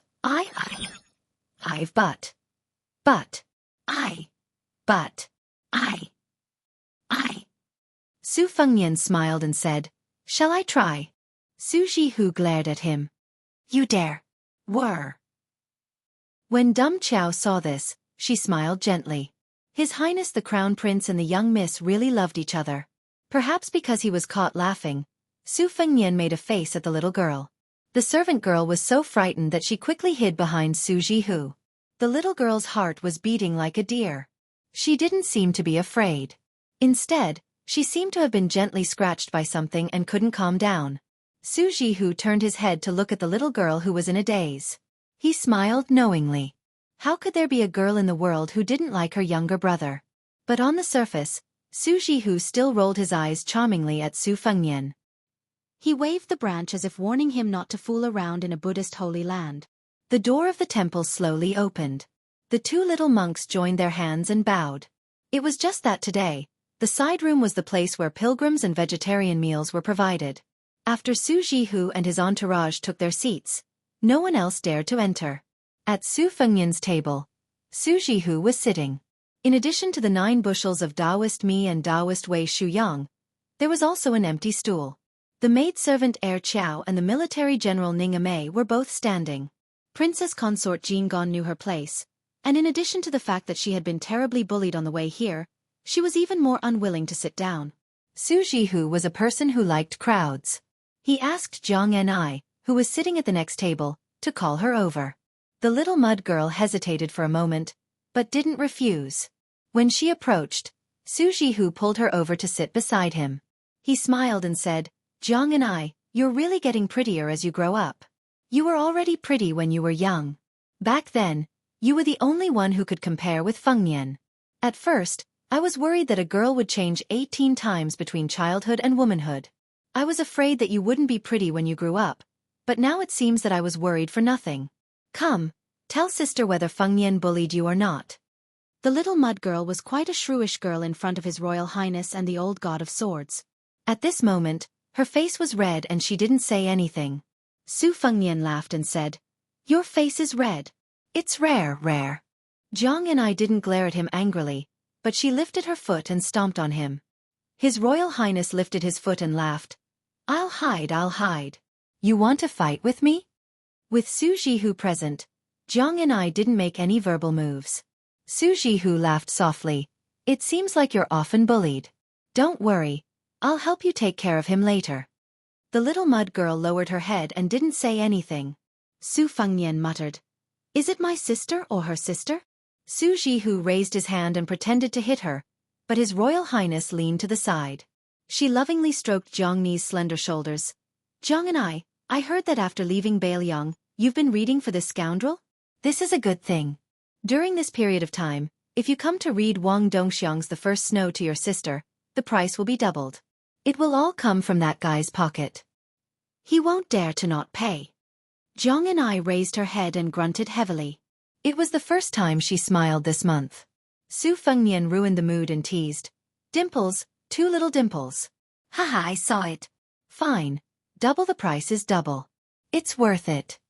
Zhang and I immediately put on a straight face, but there was still a smile in her eyes. Naturally, it was all because of Su Jihu. It had nothing to do with that scoundrel. Su Jihu laughed. "Our little Zhang and I looks the best when she smiles. No girl in the world can compare to her. That's why you have to smile more. You won't age easily." An old man wearing a sheepskin coat sitting at the next table with his legs crossed laughed. "Little Su, your sister didn't give birth to this body for nothing. Her heart is much better than yours." Su Jihu hugged the little mud girl, turned his head and smiled charmingly. "Just because of Sword God Li's words, I'll give you 10 jars of good wine." The old sword god gave a thumbs up and praised, "Heroic. This old man will definitely drink this wine. If anyone dares to make things difficult for you in Gangnam-do these days, this old man will be the first to go against them." Su Fengnian was vexed. "Why do I feel like I'm not a good person?" Zhang and I, who was in Su Jihu's arms, laughed. "You just realized." Su Fengnian was pleasantly surprised. "Look, you have dimples again." Zhang and I turned her head and was about to put on a straight face when Su Jihu gently poked her little dimple that could make all the men in the world drunk. She lowered her head and teased, "You cute girl. Sister is willing to let that guy leave Gangnam-do, but I can't bear to let you go." Su Fengnian stretched out his hand and slapped it on the table in front of Zhang and I. After retracting his hand, it was the copper coin that he picked up from the spring water.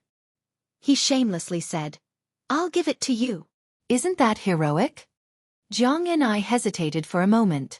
Probably because of Su Jihu's face, she reached out and took the copper coin and held it in her hand. After the vegetarian meal was served, Su Jihu ate the wonton and said, "Today there's a debate at Baogua Temple. Do you want to listen?" Su Fengnian said indifferently, "Up to you." Su Jihu emphasized, "You can listen, but you're not allowed to fight or kill." Su Fengnian buried his head in a vegetarian bun and said, "Don't worry, Mr. Tang, she will definitely keep an eye on me." After breakfast, Su Jihu took him to see the peonies in Baogua Temple. Jiang Enai and Li Chungang walked at the back. The little mudman took advantage of the fact that no one was paying attention and opened his palm. He peeked at the sweaty copper coin and then quickly clenched it tightly like a thief. The old god of swords who seemed to be looking left and right sighed in his heart. "Mother, you silly girl. You're going to be eaten alive for the rest of your life." Could it be that a small copper coin is more valuable than this old man's lifetime of swordsmanship? Chapter 244. Most of the peonies in Baogua Temple had already passed their flowering period, so the two types of peonies, Yao, Huang, Wei, and Zi, no longer competed for beauty. Only a few relatively mediocre peonies were still blooming, such as the Mo Kue peonies that hid flowers in the leaves, which reduced their charm. However, a starving camel is still bigger than a horse. The peonies in Baogua Temple could still be considered splendid compared to Baoyang Palace. Just walking around the temple and admiring the scenery took up 3.5 hours. There was still some time before lunch, so the group of people sipped tea in an elegant meditation room. It was clearly a temple, but the one brewing the tea was a graceful Taoist nun. The emperors of the two dynasties all worshipped Taoism, following the example of their superiors and subordinates. Zhuang Lao Shui also said that tea was an important topic for the scholars of Gongnam-do. Many women of aristocratic families had the habit of devoting themselves to Huang Lao Shui's elegance. However, it was still somewhat strange for a Taoist nun to appear in the meditation room.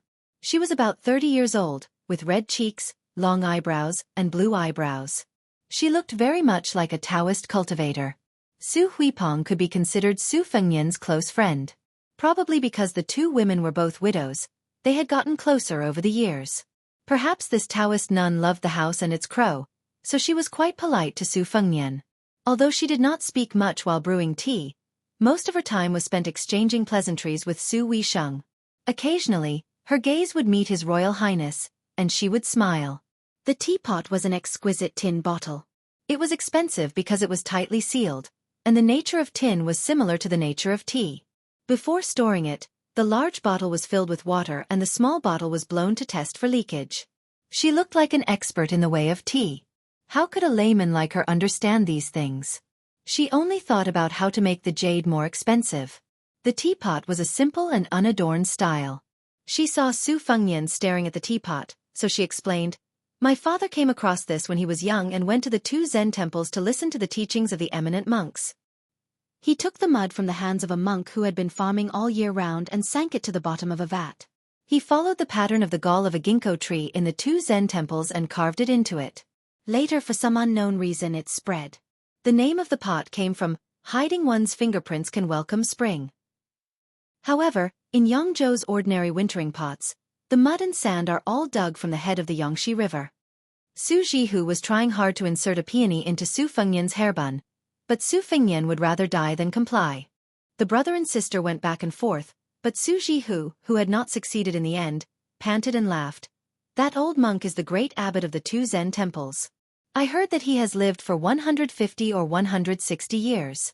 In the whole world, only the great master of the Dan Cauldron of Wudong Mountain in Baoyang, Song Jiming, can compare." Every 10 years, Uncle Su would go to the two Zen temples.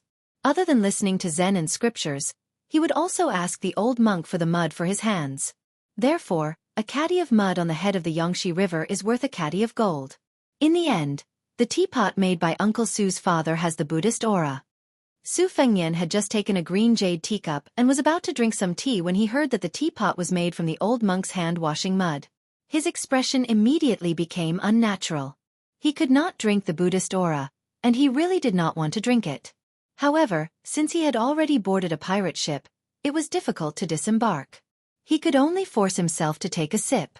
He could not drink the tea properly, so he did not dare to blindly show off. The tea leaves and the spring water used to make the tea were naturally excellent, but as soon as he thought of the 3 words hand-washing mud, he felt a little discouraged and lost interest. In a moment of carelessness, Su Jihu inserted the peony flower into his hair, but he was too lazy to pull it out. For no reason, he thought of Miss Li Zi who claimed to live in the temple, and the little monk Zunan Nan. For a moment, he was lost in thought, and then he thought of the rumors about the old abbot of the two Zen temples. It was said that this old monk, who was regarded by the world as a holy monk and destined to be called an ancestor after his death, was very interesting. He was very illiterate. When he was young, he only chopped firewood and burned charcoal to support his mother. The family who bought firewood believed in Buddhism and often read the Diamond Sutra. Over time he understood something. After his mother passed away, as soon as he went up the mountain, he received the mantle of the two Zen Buddhas, shaved his head, accepted the precepts, and became a monk to preach the Dharma in one go. It should be noted that he was preaching the Dharma and not the scriptures. Although this had something to do with his poor background and illiteracy, there was no doubt that this monk's comprehension was close to that of the great Buddha. Listening to the Diamond Sutra, he understood 10,000 things. The monks of the two Zen temples had recited more than 10,000 scriptures. However, when they asked this monk for advice on Buddhist scriptures, the monk would come straight to the point and say that he had never read their scriptures. Therefore, the monk only asked them to recite the scriptures. Often, when they recited a small part or half of the scriptures, the monk would say, "Stop," and then he would explain to them. No one disagreed.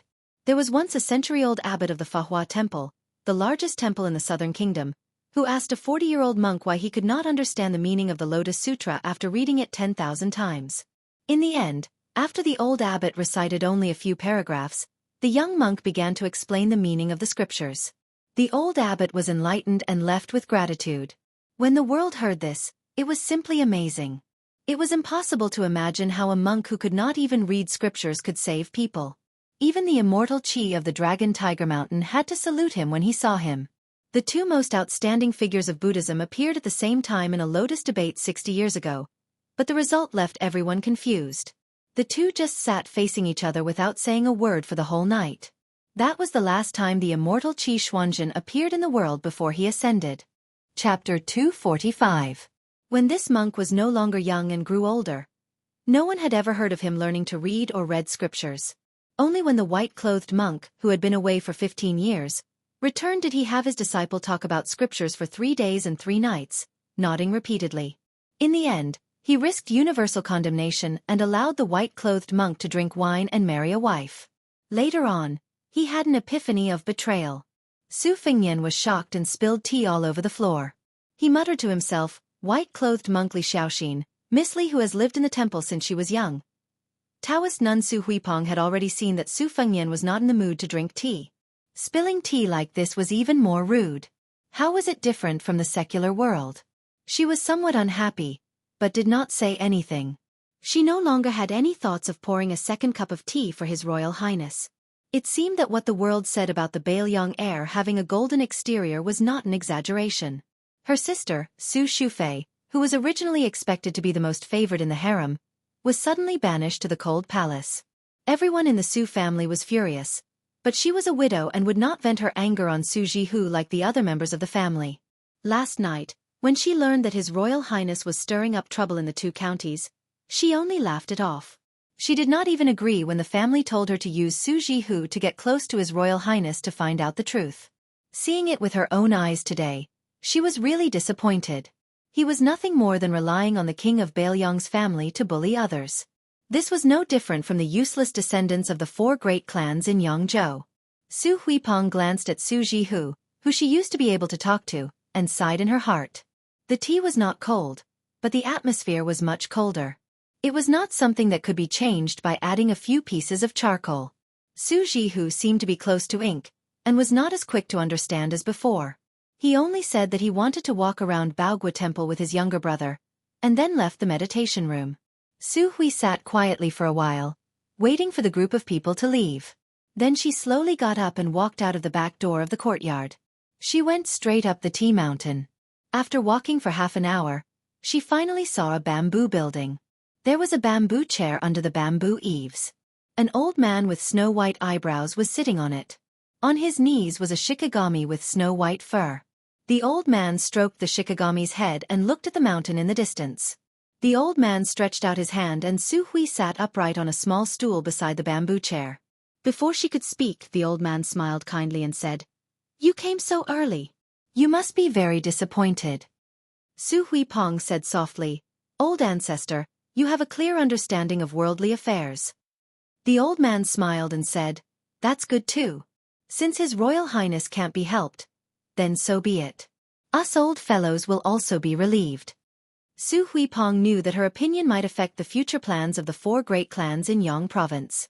She said nervously, "Old ancestor, why don't you send someone to test him again? I'm afraid I'm wrong." The old man glanced at her. The Taoist nun, who already had a high status, was so scared that her delicate body trembled slightly. The old man stroked the Shikigami's head and smiled. "What are you afraid of? Do you think a little girl like you will bear such a huge burden? That would be looking down on people like Cheng Lian, Su Gong, and Lu Daolin. Yang province isn't that shabby." Su Huipong's face was pale and she didn't dare to make a sound. The Minister of Personnel, Cheng Lian, was the head of the Yu family in Xianxia. Lu Daolin was the head of the Lu family in Lake Pavilion. Dragon General Su Gong. Although he wasn't the head of the Su family in Gumu, he was still a great general of the dynasty who held military power. However, when these talented big shots of Yang province saw this old ancestor, even if they did not tremble with fear like Su Huipong, they still had to stand and speak respectfully. The reason why Su Huipong could sit down was not only because she was a woman, but also because she was the granddaughter-in-law of this old consecrator of Yang province. How could the foundation and power of the enormous Jiangnan scholars group be compared to the Green Party with only 100 years of foundation? Hong Jia's escape to the north was planned by the old ancestor. There was also the family traits that evaluated the ranking of the clans in the world. A total of 9 people from the dynasty participated. The old ancestor's ranking was even higher than that of the current Grand Secretary, Zhang Julu. This was because when the old ancestor was young, he was under the same master as the old Grand Secretary and the Grand Preceptor of West Chu, Sun Shiji. No matter how powerful Zhang Julu was, he still had to consider himself a junior. The old man gazed into the distance. Today's debate between kings and tyrants will probably have to pick up the wisdom of others again. Su Huipong hesitated but didn't say anything in the end. The old ancestor was involved in the debate between kings and tyrants at the pinnacle of the past 50 years. Naturally, he had the right to say this. The old man sighed. The old Grand Secretary was lucky to have Zhang Julu surpassing him. Otherwise, with his ability, he would only be a paper hanger in the empire. He was destined to be unsuitable after the Spring and Autumn War. It's good that he died. Otherwise, he wouldn't be able to maintain his integrity in his later years. That old man's son from West Chu is miserable. In terms of reputation, the 2 of us added together can't compare to him. Now, among the scholars, he only loses to Su Rentu in terms of infamy. It's better for him to die. Su Huipong only listened with an open mind. The old man heard the lion-cat meow and lowered his head to look. He smiled. It's not good for that crown prince to not be able to rise. It's a good thing in the short term. In the long term, wouldn't we have lived in vain after being called old by Tangxi Sword Immortal for so many years? Su Huipong fell to his knees. The old man muttered, "What happened between you and Lu Baijie in the past is nothing. Get up. The ground is cold and it's not good to get cold. One has to be down to earth, but this isn't the way to do it." Su Huipong stood up shakily and sat down again. The old man narrowed his eyes and said, "Go. Let that humble scholar meet his royal highness. With him coming up with plans for Bailiang, he won't lose to Zhao Guangling and Su Rentu back then. This stagnant water will be revived." Su Huipong stood up gently. The old man said calmly, "Go and recommend yourself to that crown prince. Only then can you completely sever your relationship with Lu Baijie." This female Taoist priest who had been pure of heart and few desires for many years didn't refuse. When she left, she bit her lip until it bled. Chapter 246. Su Huipong walked along the tea mountain path and finally walked out of the great ancestor's field of vision. She stood among the tea bushes and looked at the yellow glazed roof pavilion at the top of the Baogua temple, lost in thought. Other than the blood from biting her lip, there was not much grief on her face. She did not hate the great ancestor's arrangement, she only hated the green-robed swordsman for not fighting back then. She cultivated wholeheartedly and had the ability to retain her youthful appearance. She looked like a 30-year-old woman, but she was actually close to 40. When she first met him, she was only 13. How many 13s could there be in life? She wiped away the blood and walked down the mountain with a gloomy face. Su Huipong did not know that the green-robed swordsman had been watching for many years in the depths of the shade. After seeing her enter the Baogua temple, he slowly walked toward the bamboo building. The old man and cat were still there.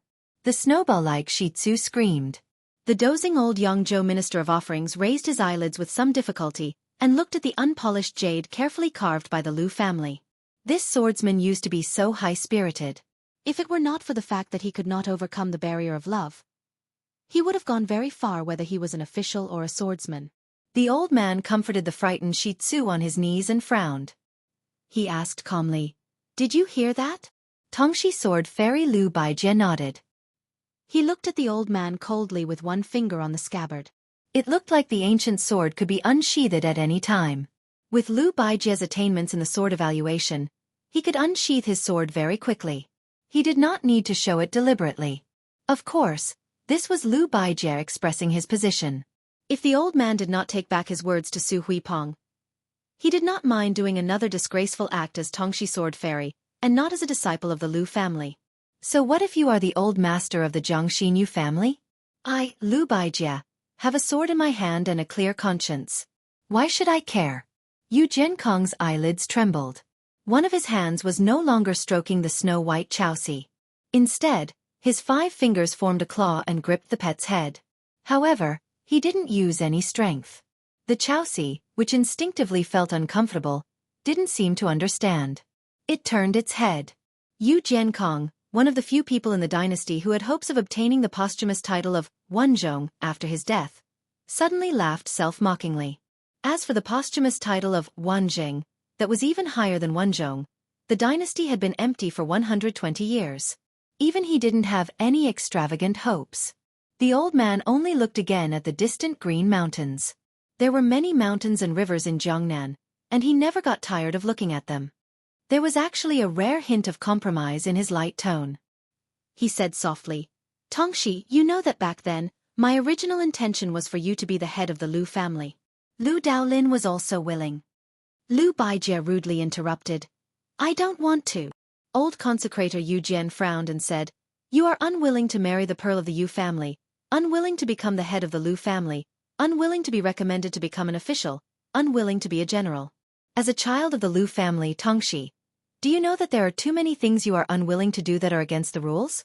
If you didn't slack off like this, how could the Lu family even surpass the Bo family and the Yuan family and suppress you all?"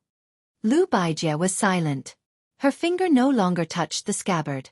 The old consecrator sighed and extended his hand, indicating for this junior that he had once thought highly of to sit on the stool. After Lu Baijie sat down, Yu Jiankong, who had specially rushed over from Jiangxin County to Baogua Temple today, smiled. "It's a pity that she's not a descendant of the Yu family. The juniors of my family are more than steady, but lacking in drive. They can only preserve what they have, and it's very difficult for them to revive. How would they dare to call us old fellows old farts? Even if they have resentment, they don't even dare to curse in their stomachs. At such a young age, they all have an unbearable stench of lethargy. Tongshi, do you know why I'm making things difficult for a girl like Su Huipeng?" Sword Immortal Tongshi shook her head. The old consecrator picked up the Persian cat with both hands and sighed. "How is she worthy of you?" Lu Baijie smiled bitterly. "But I just can't let go of her." The old man snorted coldly. "Your father had a son in his later years, and he especially doted on you. Before he died, he even left a letter for me and Su Yinsheng. Ignoring the rules of the sect, he didn't hesitate to hand over some of his family's assets and take the risk of inviting a wolf into the house, begging us to help you become the head of the Lu family. Do you really think Lu Daolin doesn't know this secret? I could have kept it a secret, but Su Yinsheng had already revealed it to him. These past few years, Gumu has used the Lu family's influence to secretly grow stronger. The wolf has already entered the house, but you have greatly disappointed your father. It's true that Lu Daolin is a good person, but how can he take advantage of a group of treacherous people like Gumu's Su family? Let's not talk about the distant matters." Empress Zhao watched coldly from the sidelines and remembered all of this in her heart. Do you really think that Empress Zhao would be as close as sisters with that girl from the Su family? This time, the Crown Prince of Bailiang stirred up trouble and angered the Gongnam-do scholars. The 30,000 students of the Imperial College in the capital were incited. How can your brother be safe in the Imperial College? If nothing unexpected happens, Lu Daolin, who can't do anything inside or outside, will take the blame and resign as the right chancellor. Huan Shu, who has been fighting with your brother for many years, will naturally be happy to take advantage of the situation. The Lu family's setback in the capital. In the end, isn't it Yang Zhou's loss? If not, why would I, an old man with one foot in the coffin, come here? To listen to the boring difference between a king and a tyrant? Or to be threatened by you with a sword? Sword Fairy Tang, she said calmly. Uncle, aren't you afraid of playing the lute to a cow by telling me this? It wasn't clear whether he was angry at her misfortune or lamenting her incompetence, but the old consecrator was vaguely angry. He raised his voice and said, Tang Shi, I can prevent Xueqi from doing that thing, but this time, you have to come out and share the burden of the Lu family. Otherwise, with my temper, letting an insignificant Xueqi go and embarrass the Gumusu family all these years is just a reminder to them. Tang Shi, I'll ask you one last time. Are you willing to go to the capital to be the assistant minister of the Ministry of War? No matter how you become a fourth-rank official in the capital, I'm only asking if you are willing or not. Lu Baijie said bitterly, I only ask that you don't make things difficult for her. The old consecrator smiled slightly and returned to his usual carefree state. He said with a pleasant expression, Tang Shi, those who are closely involved can't see clearly. If you are willing to be an official, who would dare to make things difficult for her? Lu Baijie shook her head and said, even the daughter of the king of Bailiang is bullied like this. She is only an abandoned child of the Gumusu family. How can I be at ease? The old man said calmly, all right, I can make an agreement with you. You go to the capital. After all, she is the granddaughter-in-law of the Yu family in name. No one can bully her. Sword Fairy Tang Shi, Lu Baijie stood up and left calmly with her hands clasped in front. The old man narrowed his eyes and leaned back in his chair. His thoughts were unfathomable. Chapter 247. A pair of master and servant walked out of the bamboo building. They were the young master holding a fan and the green-robed swordsman who had seen the Bailiang's light cavalry in the restaurant. The handsome young master had changed into an ivory fan with 3 different beauties painted on it. He squatted beside the old guardian Yu Zhenkong and reached out to pet his Persian cat. He raised his head and smiled. Old ancestor, why do you have to trouble yourself to let Sword Immortal Tongxi become an official? The Lu family's foundation is not much worse than our Yu family's. One Lu Daolin is nothing to be afraid of, but with this one, it's hard to say. How can Lady Yuan and Lady Gumusu enter your eyes? However, once the Lu family has Sword Immortal Tongxi, as long as they earn some military merits, they can become an assistant minister of the Ministry of War. In another 7 or 8 years, with the Lu family support, it won't be difficult for them to take charge of a ministry. Compared to Lady Su Shufei, it will be more important. The old guardian smiled. Lady Su Shufei is nothing. To tell you the truth, no matter which family's woman enters the palace, she will not be a match for Empress Zhao. Nowadays, taking the path of a foreign relative is the stupidest method. Lady Gumusu does not believe in heresy and is short-sighted. Sooner or later, she will cause trouble. However, the path of a dynasty's military and politics is very profitable. Our Gangnam-do doesn't lack scholars, but we lack people like Lu Baijie who can immediately make contributions. Whether it's in the long run or in the private sector, I will let him enter the Ministry of War. As for whether Lu Baijie can emerge from the cracks between Lame Su, Gu Zhentang, and the other vassals, we will have to take it one step at a time. With Lu Baijie's personality, he can at most become a general and not a minister of the Ministry of War. However, we can distract the Lu family, create a rift between the Lu family and the Su family, make Lady Yuan, who has been arrogant all these years, feel as if there is a fishbone stuck in her throat. We can also make the Lu family feel indebted to our Yu family. Think about it, how many can we achieve in one fell swoop? The young master held the fan with 2 fingers and smiled. 4. After pondering for a while, the young and handsome young master opened his fan and said carefully, Ancestor, the Su and Lu families are in-laws after all. If Sword Immortal Tang Shi controls the military power in the future, it seems that he can make the imperial court fear Bailiang even more. The old man was gratified and said, this is only half a gain and half a loss. It's not good to talk nonsense. Cripple Su and Lu Baijie's personalities are naturally incompatible. His Majesty may not be unable to see it. Even if His Majesty can't see it, Empress Zhao can see it clearly.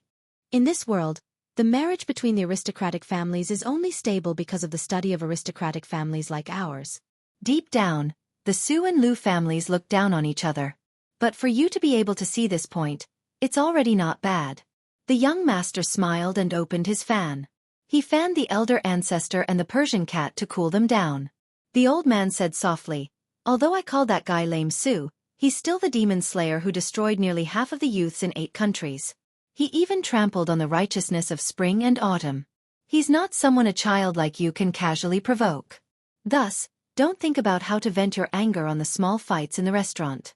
If you make a mistake, you'll be inviting trouble to yourself. Lame Su's protectiveness is something that you children haven't personally experienced. I don't care if you don't understand it now, you just have to remember these words. The delaying tactics of small officials can give even ministers and generals headaches. When it comes to you, you have to learn to wait. It's a good thing to be young. You can wait." Whether it's Zhang Julu or Gu Jiantang, their achievements today are all due to waiting. The young master nodded. He didn't dare to take the elder ancestor's advice lightly. Although it was a bit regretful that he couldn't immediately trip up the Bailiang heir, since even the elder ancestor said to wait, he was only a bastard son of the Yu family. He naturally didn't dare to disobey and understood the importance of patience. At this time, Su Fengnian only brought Princess Jing'an with him as they walked and stopped in Baogua Temple. As they walked, they arrived at the foot of the crouching dragon pine outside the temple. There was shade and a clear spring. Su Fengnian sat on a rock beside the spring. He was particularly comfortable in the scorching heat.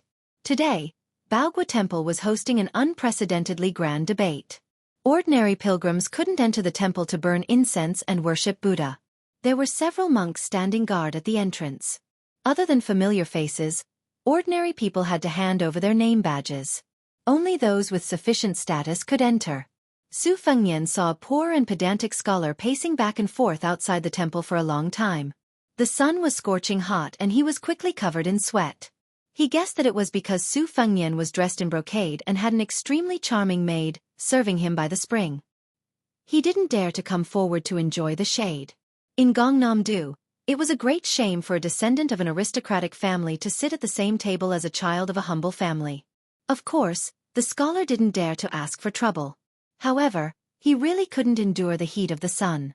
After hesitating for a long time, he finally squatted down at the spot furthest away from Su Fengnian by the spring. He cupped a handful of water and splashed it on his face. It was extremely comfortable and he let out a long breath. After squatting for a while, he saw that Su Fengnian didn't make a sound. Only then did he carefully sit down and wipe his wet hands on his sleeve. He took out a book from his bosom and silently began to read. Su Fengnian glanced at it out of the corner of his eye. It wasn't a book commonly seen in Jiangnan, but rather the 4 scriptures, chapters and sentences collection, by the great scholar of Bailiang, Yao Baifeng. Looking at the scholar's lips, it was even more interesting. It was simply deviating from the classics to the extreme.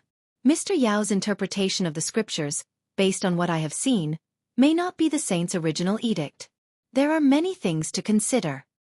His words are too high, but he exerts his own will too much, overflowing the original scriptures. He has the suspicion of wanting to surpass the saint, so that he treads on empty air without substance. It is not the orthodox interpretation of the scriptures. However, compared to the meticulous Confucianism of the school of learning, there are still many lovely aspects. There is less restraint and more understanding. Su Fengnian observed the scholar's lips and felt it was very interesting. Especially when the shabby scholar closed the book and said, "A scholar will be buried in the grave." He couldn't help but laugh out loud, startling the scholar. His hand trembled and the 4 scriptures, chapters and sentences collection fell into the water. The scholar hurriedly jumped into the water. Seeing the soaked book curled into a ball, his heart ached so much that his face was gloomy. After climbing ashore, his soul seemed to have left his body. Even if he tore off a page of this soaked book to dry, it would probably be more than half destroyed. For a moment, he sighed in despair. Su Fengnian joked, "How much is a book worth?" The scholar didn't raise his head and said, "This book is indeed not worth much, but if I read it, I can make quite a bit of money." Su Fengnian clicked his tongue and said, "There is a saying that a well-read scholar sells the emperor, but you can't even enter Baogua Temple. Who cares about you?" The shabby scholar smiled and lowered his head, minding his own business. "Who said I was going to sell it to the emperor? The sage Yun Xiu governs the country and pacifies the world, but there is no such thing as the emperor. Su Fengnian bent down and picked up a watermelon that had been chilled for some time from the spring water. He reached out and knocked on it. It just happened to split into two. He smiled and said, "Do you want to eat?" The scholar raised his head with a puzzled expression. Su Fengnian smiled and said, "You don't dare." The scholar didn't say anything and only frowned. Su Fengnian simply threw half of the watermelon over. The scholar was flustered and managed to catch it with great difficulty. Seeing Su Fengnian engrossed himself in eating, he lowered his head and ate a mouthful. The coldness penetrated his heart and lungs. Su Fengnian joked, "To be buried in the grave, what great ambition." The scholar paused for a moment. This time, his heart and lungs were really cold. Chapter 248. The Confucian school of exegesis was the same as the Buddhist school of Buddhism. Exegesis was not the same as reading the scriptures, nor was it the same as talking about the scriptures. Both were things that only a great scholar could do. His Royal Highness, this poor and pedantic scholar in front of him, dared to make irresponsible remarks about Yao Bai, the great scholar of Confucianism, who was famous for his exegesis of the scriptures. As for the ambition of the so-called posthumous title of Wenzhang, it was even more shocking. Even the old consecrator of Yang province, Yu Zhenkong, only hoped that it would be a great fortune to have a Wenzhong behind him. In the spring and autumn period, heroes vied for the deer. After Li Yong ascended to the throne, there was a clear standard for the posthumous titles of officials. The civil officials used Wenzhang as the leader, but this posthumous title had been vacant for 100 years. Wen Zhan followed closely behind, and everyone in the court viewed it as the possession of Grand Secretary Zhang Julu. After that was Zhong Duan, Kong Yi, and so on. Since Wen Zhang and Wen Zhan did not dare to hope for it, then Wen Zhong became the most popular item for the various vassals and top civil officials in the dynasty.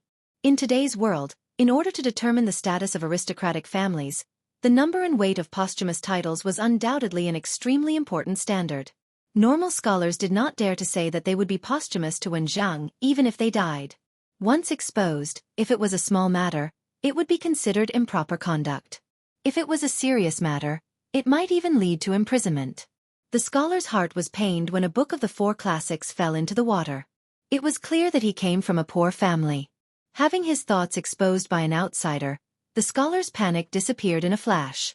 He soon calmed down and lowered his head to continue eating the iced watermelon. After Su Fengnian exposed his thoughts, he did not continue to be unforgiving. Instead, he was aroused by the posthumous title. It was natural for civil officials to have a posthumous title, and military officials were no exception. There were relatively few titles with the word military, but there were still 18 characters. Therefore, there was a saying that a real man should have 18 posthumous titles. The character E took the top spot. The first 9 were Eli, Ning Jing, Ping Xiang, Jing, Min Su. It was rumored that great General Gu Zhentang had already given the posthumous title of Wu Jing. Eli Ning San was still a huge suspense. Unlike civil officials, military officials often had lower posthumous titles. Generally speaking, it was a great honor to have one of the first 9 posthumous titles. This was related to how aristocratic families despised military officials. Of course, if a military official could have a posthumous title, it would be an even greater honor. This was only favored by those military officials who came from rich and powerful families. For example, Tongshi sword Immortal Lu Baijie was able to become an official. After her death, it was not impossible for her posthumous title to take the lead. Su Shao had never been too concerned about this. He always said that after 3 generations, it would be enough to have a passable posthumous title. This was because no matter how favored the court officials were at the time, no matter how outstanding their achievements were, it was not an exception to change their posthumous titles after death. Su Fengnian's absent-mindedness was awakened by a burst of cheers from the Baogua temple. It could be said that the debate between the kings and the tyrants had already begun. The other person was the eminent monk Yin Dao Lin of the Baogua temple. Shi Lin respectfully called him the motionless monk. He did not speak much, but when he spoke, he was sure to amaze the world. His 2 famous battles with Lu Yan and Lu Xianlang, the Yi Xiang Yu Jie Xing, and the 4 Books of Talents were both held at the Baogua Temple. It could be said that the reason why the Baogua Temple could become the holy land of the Jiangnan Dao, other than the beautiful scenery and the borrowing of thousands of peonies from the Wei Ziyao Huang, was mainly attributed to this elegant old monk who had a good reputation and a good reputation. The other person was the eminent monk Yin Dao Lin of the Baogua Temple. Shi Lin respectfully called him the motionless monk. He did not speak much, but when he spoke, he was sure to amaze the world. His two famous battles with Lu Yan and Lu Xianlang, the Yi Xiang Yu Jie and the Four Books of Talents were both held at the Baogua Temple. It could be said that the reason why the Baogua Temple could become the holy land of the Zhongnan Dao, other than the beautiful scenery and the thousands of peonies that borrowed the influence of the Wei Ziyao Huang, it was also due to this elegant old monk who had a good reputation. The other person was the eminent monk Yin Dao Lin of the Baogua Temple. Shi Lin respectfully called him the motionless monk. Su Fengnian finished eating the watermelon and asked, "Do you want to participate in this debate? I heard that as long as you win a few, it will be more useful than obtaining scholarly honors." The scholar who had only eaten a few mouthfuls of watermelon smiled and shook his head. He said self-deprecatingly, "I was fortunate enough to participate once and was chased out after saying a few words. I don't know if I won or lost, but I probably lost. The scholar from the Yuan family who debated with me will probably be recorded as one person removed." Su Fengnian caught a glimpse of the female Taoist nun Xueqi rushing out of Baogua Temple and walking straight over. He ignored her and looked at the scholar in front of him. He smiled and said, "Isn't this something to be expected? I'm guessing that you will be sitting alone during the debate, right?" The Taoist nun walked closer and said, "Your Highness guessed wrong this time." Su Fengnian had a look of realization. He said, "Sister Su brought me in?" The Taoist nun Xueqi nodded with a smile and explained, "Young Master Zhang is full of wisdom and is especially good at debating. He is original and ingenious. He once asked me to explain the advantages and disadvantages of military and political affairs to Su Gong. The general commented that he did not stick to one pattern and that it was not easy to do." Su Fengnian was slightly surprised and said, "Oh." During lunch, he chatted with his elder sister Su Jihu about Su Hui's family background. The general of Gumu Su's family, Dragon General Su Gong, was the mainstay of the family. This general, who was good at both military and political affairs, was born in a rich and powerful family. He presided over the military affairs of the 3 provinces in Gangnam-do. He had made a lot of bold and decisive reforms and tidied up the government. Su Xiao thought highly of this person. Since he could be praised by Su Xiao, who was known to be arrogant, he was naturally a very powerful character. As for the 6 matters that disappeared in Yangzhou, even Su Fengnian might not believe it. There was a copy in Su Zhao's study room and he circled a lot of it himself. As for how to strengthen the border defense and solve the financial problems, Su Fengnian had seen it with his own eyes, so there was no need to doubt its weight. On the way to Hutting County, he had specially asked Lu Qiu'er to get a copy, but he did not expect it to be written by the poor scholar in front of him. He just did not know how this child Zhang was related to Su Hui. The relationship between a woman from a rich family and a poor scholar was just a beautiful scene in a novel about a scholar and a beauty. Especially in Gangnam-do, where family status was very important, it was even more unrealistic. This was probably the reason why Wang Dongxiang's The First Snow was so popular in Gangnam-do. During the banquet, Su Jihu bluntly talked about the grudges between Su Huipeng and Lu Baijia, as well as the Lu, Yu, and Su families. It was obviously impossible for this female Taoist nun to be tired of this poor scholar. This made Su Fengnian even more curious. Could it be that this scholar was really a great talent in running a country? Born in a poor family, it was really rare for him to have a strategic vision. Su Zhao's former right-hand men, Yang talent Zhao Guangling and Yin talent Li Yishan, were not poor scholars. They were real gentry families. Su Fengnian was just about to exchange some pleasantries when he found that Tang Shi Sword Fairy had also appeared. Su Hui's face immediately darkened and she turned a blind eye. Lu Baijie smiled bitterly. When the poor scholar saw this one of Lu's glittering 7 jades, he did not bow to her and seemed to be familiar with her. He took the initiative to bow to her, but he regarded himself as a nephew. This kind of arrogance would make a scholar's hair stand up in anger. Tang Shi Sword Fairy was a celestial figure. So what kind of person was this nobody? How dare he not avoid or retreat? Was he not afraid of dirtying the eyes of Mr. Lu Qi? Lu Baijie also seemed to have a good impression of the scholar. She gave him a few words of sincere encouragement before turning to look at Su Huipeng.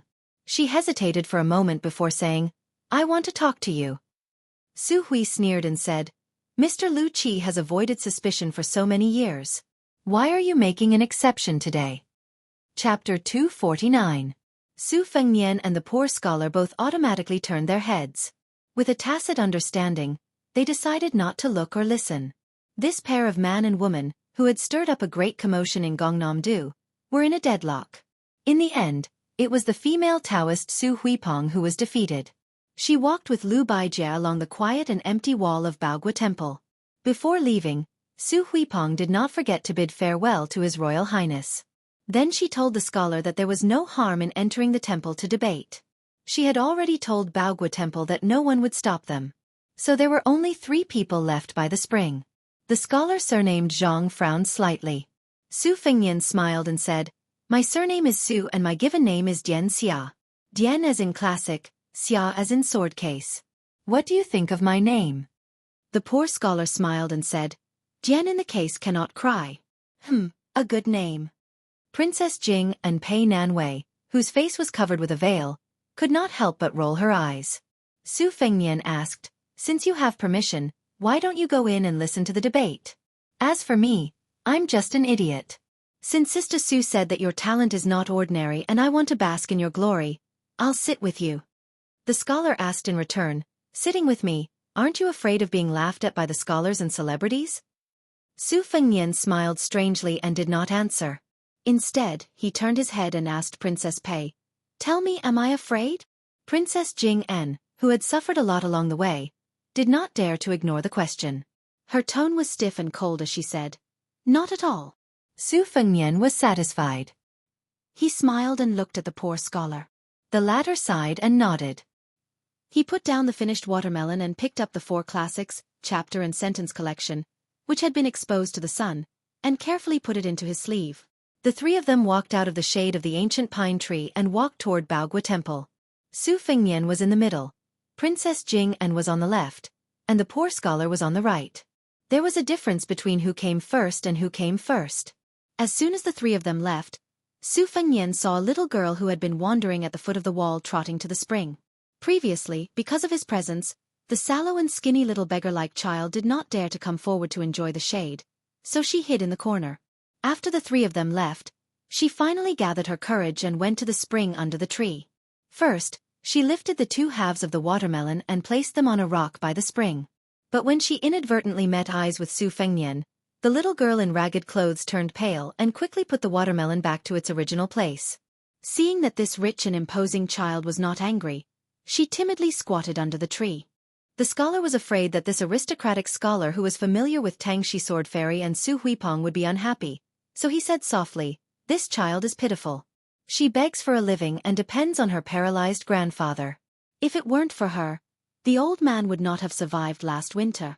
I taught her some words so that she can use some tricks when begging. Alas, her grandfather must have fallen ill again.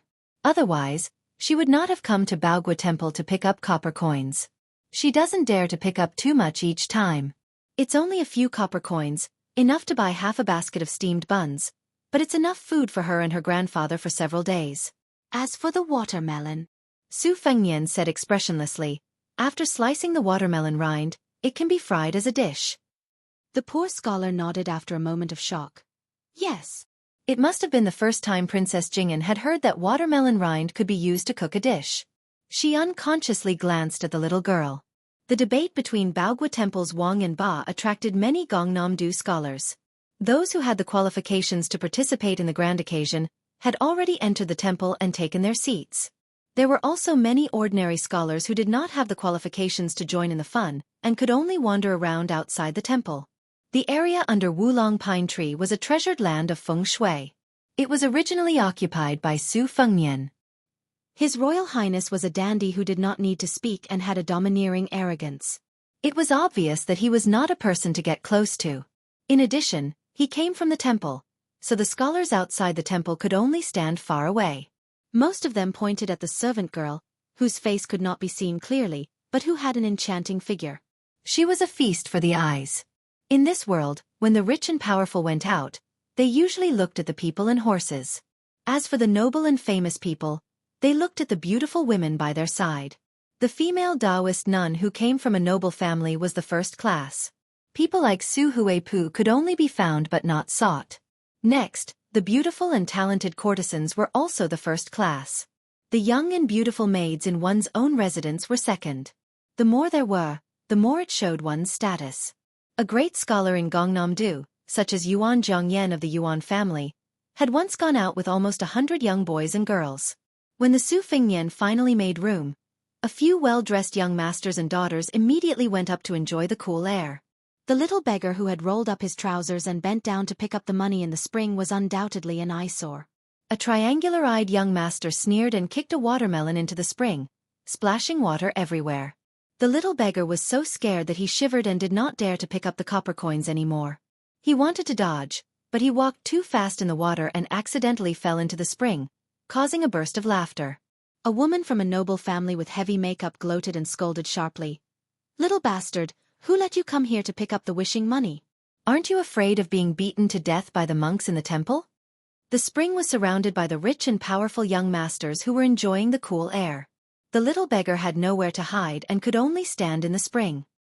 He lowered his head and said with red eyes, "The temple said that as long as I pick up a few copper coins each time, it's not a big deal." The woman shouted, "You still dare to talk back?" She was angry. Since there were no outsiders around, she was too lazy to pretend to be a virtuous lady. She picked up a stone from the ground and threw it fiercely. The little beggar instinctively dodged, but the woman did not hit him. She was already angry because she was not allowed to enter the temple, but now she was even more annoyed. She picked up a stone the size of an egg and laughed gloomily. "You still dare to dodge? If you dodge again, I'll break your legs." She threw the stone with all her strength and it hit the little beggar's chest with a thump. The men and women around her clapped and cheered, praising her accuracy. The little girl's thin and weak body could not withstand such torment. She swayed and her face was pained, but she still did not dare to dodge. She stood in the water and said with a sobbing tone, "I won't dare to pick it up again. I won't dare to do it again." The young woman sneered and picked up a few more stones. She even distributed them to her friends. It was better to be happy together than to be happy alone. They prepared to play a game similar to throwing bamboo arrows into a pot. Gangnam-do scholars always had the custom of throwing pots in a song to liven things up. Many famous scholars were good at blind throwing screens and back throwing. The dragon general Su Gong could even fill a pot with more than 100 bamboo arrows. In the end, it presented a scene like a forest of arrows and mountains of arrows. This throwing pot could be considered the evolution of shooting in the 6 arts of gentlemen. It was very popular in Gangnam-do. However, today the bamboo arrows were replaced with stones and the pot turned into a little beggar. In the eyes of the young masters and ladies, it was a different approach to achieve the same result. Those who got the stones were eager to try and aim. It seemed that they did not care if the little beggar's body could withstand a few throws. To Gangnam-do scholars, smashing a little beggar to death was nothing. The poor scholar, who already had one foot in the door of Baogwa Temple, apologized and ran back. He angrily said, "Stop." With this roar, the foppish young masters and ladies were stunned. However, it was only for a moment. They looked at each other and laughed, no longer paying attention. The 2 impatient young masters instead increased their strength and threw stones at the little beggar in the water. One hit his chest and the other hit his arm. The little beggar bit his lip and did not dare to make a sound. He only crouched in the cold spring water that reached his knees and curled up. Where was the human heart not colder than water? However, the little beggar, who was in extreme pain, still squeezed out a pale smile. He said to the poor scholar who stepped forward bravely, "Brother Zhang, it's okay. It won't hurt after a few hits." "It won't hurt. How could it not hurt?" Facing Liu Baijia and Su Huipeng, the most outstanding young masters in Yong Province, the poor scholar could still jump into the water without being servile or overbearing. He no longer cared about whether or not the books in his sleeves would get wet. He stood in front of the little beggar to protect him. His face was mournful. Looking at this group of gentry men and women who relied on their families for their entire lives, there was no greater sorrow than a dead heart. He did not even question them. The arrogant woman who started it all had a face of disdain. She said condescendingly, "Where did you come from, you poor pig?" At this time, a mellow voice came from behind the gentry. "I came from Bailiang." Chapter 250. In Gangnam-do, the scholars formed a forest, and the commoners from the poor families relied on the scholars to grow trees and weeds. Cutting down a few bad trees and weeds was not a big deal. However, the scholars from the big families were proud of their status and did not deliberately target the commoners. They probably felt that it was beneath their status. However, the disciples from the Renmin and the Li sect, who were a notch higher than the poor families, were particularly bad. They spared no effort to show off their status. The young masters and daughters from the Baogua temple, who made things difficult for the little beggars, belonged to the category of neither high nor low. They wagged their tails and begged for pity. The noblemen's farts were fragrant.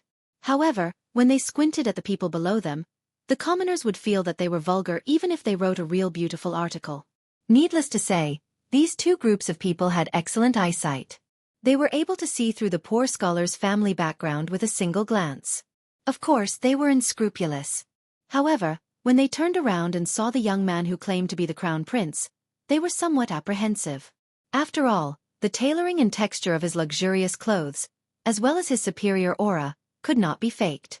The heir was a title that only the legitimate sons of the kings and dukes in ancient times could have. In the past 500 years, the noble families gradually took control of the government. It was only then that it became more widespread. The descendants of the kings and the legitimate sons of the big families could be called heir. In Gangnam-do, the descendants of generals were the descendants. Other than the children of General Su Gong, no one dared to go out with a sword. Moreover, General Long Xiang was originally from the Gu Mu Su family and was not an orthodox family of generals. Gangnam-do advocated feather fans and silk scarves, and ox cart wielders. They did not like the swords and sabers that were used by low-level rangers. Then, who was the heir in front of them? For a moment, they were a little uncertain. After all, this unbelievably handsome guy was talking and laughing with Mr. Tang Shi and Miss Su. No matter how they guessed, he could not be an ordinary person.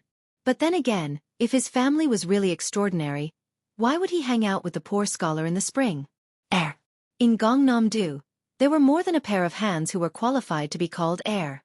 However, they had never heard of any heir who liked to carry a sword. Did he come from Bailiang? Was he born in the wild Bailiang, or had he just returned from his travels? The woman who was the first to make trouble for the little beggar felt her eyes brighten. She had no time to think about it. She sighed inwardly. What a handsome child. He's so good-looking. It would be even better if he didn't wear a saber so rudely. She secretly let go of the stone in her hand and threw away the stone in her hand. She looked coquettishly at the unfamiliar heir, who was walking towards her. Just as she was about to bend her waist and salute him, Su Fengnian was a little bored. It seemed that these guys did not understand his words. They did not associate him with the devil of Bailiang who killed Lu Lighting. Otherwise, this woman would not have the guts to flirt here. Gangnam-do was different from Bailiang, where only he could call himself heir. A heir was not that valuable. If the eldest legitimate son of a big family called himself heir, no one would chase after him. In Bailiang, if anyone dared to do so, they would have been visited by Su Fengnian with his servants and dogs. Su Fengnian smiled and slowly pulled out his saber. He was about to kill. Throwing a pot is very elegant, isn't it? I don't want to take these heads, so I'll take the arm. Aren't Gangnam-do good at cursing people? I'll keep your mouths open. Su Fengnian's subtle movements seemed to be noticed by the poor scholar. He said softly, "No." Su Fengnian turned his head and asked with his eyes. The poor scholar tilted his head, indicating that there was still a little girl standing behind him who had no one to rely on in Yongchun. How could the little beggar withstand the revenge after this? Su Fengnian frowned. His thumb was still on the hilt of his Xiaodong saber. The group of belated disciples finally regained their senses. The seductive woman was so scared that she took a few steps back. If it weren't for the support of the strangely handsome triangular-eyed young master who was flattering her, she would have fallen into the spring. Drawing a sword at the slightest disagreement, what kind of impolite barbarian would do such a stupid thing? Heir my ass. He must be from a small place. Yamen was a special name for the descendants of officials in Gangnam-do. The military camp used animal teeth as decorations, and the camp gate was also known as the Tooth Gate. Therefore, Yamen was a very good image and soon spread. However, in Gangnam-do, no matter how big the Yamen was, it was extremely disliked. General was a derogatory name given by scholars, so how good could Yamen be? Unless it was in the border towns where there were vassals stationed and the military officers were powerful, Yamen had the capital to be arrogant. Families had a genealogy. Naturally, the children of officials and rich families were also ranked according to their ranks. Not to mention the capital where there were as many influential people as there were hairs on a cow. In the local areas, the eldest son of a rich family, the son of a provincial governor and a supervisor of a case, were of course the first class of young masters. Next were the children of a county chief, plus the descendants of a general aristocratic family, followed by the sons of gentry and ordinary officials with real power. Finally, it was the children of the enslavement and the official school. The rank of the father was the most important consideration. Although the famous scholars with profound family knowledge did not have a title, they were better than ordinary officials. Born in such a family, the enslavement and the official school could not be easily compared to them. If one added the important areas of the capital under the emperor's feet, it would be even more complicated. Those palace scholars, 6 ministers, several great generals, deep-rooted families with hundreds of years of history. Among them were the powerful officials and retired meritorious deeds, and then there was the extremely reclusive son of a distant relative. These prominent circles were intertwined. Who could distinguish between them? But apart from the capital, there was one thing that everyone knew. In the local areas, in front of the 6 vassals, especially the only one with a different surname in the dynasty, no matter who you were, you had to be well behaved. If you were a snake, you had to coil up. If you were a tiger, you had to lie down. Among the vassals, Zhao Ying, the Duke of Huainan was the most aloof, but who dared to underestimate the Duke of Huainan's crown prince? Therefore, the so-called crown prince from Bailiang, even if Yangchun City was full of rumors about His Royal Highness of Bailiang's tyrannical behavior, even if he really stood in front of them, no one would think in this direction. He was really too outstanding. Su Fengnian curled his lips and quietly returned the embroidered winter to its scabbard. He somewhat missed the time when he was domineering in Bailiang. On his left was Qingcong, on his right was the Yellow Emperor, and behind him was the evil servant. Although it was not presentable, it was really satisfying to think about it. At that time, he did not practice the saber, so he did not have a fancy posture. But every time after the dust settled, he rolled up his sleeves and performed a set of deadly 18 kicks or something. The group of foppish girls was probably a little afraid of the 2 sabers at their waists, so they did not puff themselves up at their own cost. One by one, they dispersed and gathered in the distance. They whispered to each other, convinced that this foreign crown prince was an abominable person who did not know what etiquette was. Su Fengnian did not bother to make a fuss. Otherwise, the king of Jing'an's crown prince Zhao Sun, who had been tormented like a drowning dog, would complain. There was no reason to put him on the same level as these ant-like descendants of the servants. Su Fengnian jumped into the pool, bypassed the poor scholar, and reached out to help the little beggar up. He felt her chest. His Royal Highness had suffered several hardships, and a long illness had turned into a doctor. He used Wudong's big yellow palace to slowly remove the clotted blood for the little girl. The little beggar did not dare to move and stood timidly. Fortunately, her face was no longer pale. Su Fengnian saw that the little girl was very nervous and did not dare to look at him directly. He did not know how to comfort her. He only said to the poor scholar, "It's all right." The poor scholar felt relieved. He hesitated and did not say thank you. Princess Jing'an saw His Royal Highness roll up his sleeves and pick up a handful of more than 20 copper coins from the pilgrim's wishes. He handed them to the little beggar. She did not take them. She looked at the scholar with a panicked expression. Seeing Brother Zhang nod, she stretched out her hands, which were yellow from years of frostbite. Su Fengnian said, "Let's continue to listen to Wang Ba's argument. Bring her along." Then His Royal Highness picked up the 2 halves of the watermelon. When they reached the shore, he did not say anything and handed them to Princess Jing'an. "You take them." Princess Pei's face was ashen. Half of the watermelon in each hand. What a scandal! But in the end, she did not have the courage to disobey this bastard who killed without blinking an eye. In the end, not everyone in the world had the qualifications to challenge King of Jing'an, Zhao Hang. It was even rarer to find someone who could make a powerful vassal return empty-handed after meticulous planning. The poor scholar helped the little beggar hide the copper coins and then held her hand as they walked into Baogua Temple. This kind of behavior was against the rules, but if he did not do so, who knew if those fancy pants would vent their anger on the child next to them? He would just treat it as asking for a medium-sized protective talisman for her. He could only hope that those children of Yangchun City would be a little smarter. The poor scholar stepped over the threshold of the great temple and saw Xianxia in front of him. His brocade robe was soaked through. He smiled, somewhat incredulous. Su Fengnian seemed to have guessed his thoughts. He did not turn his head as he led the way. Don't think that I'm a good person.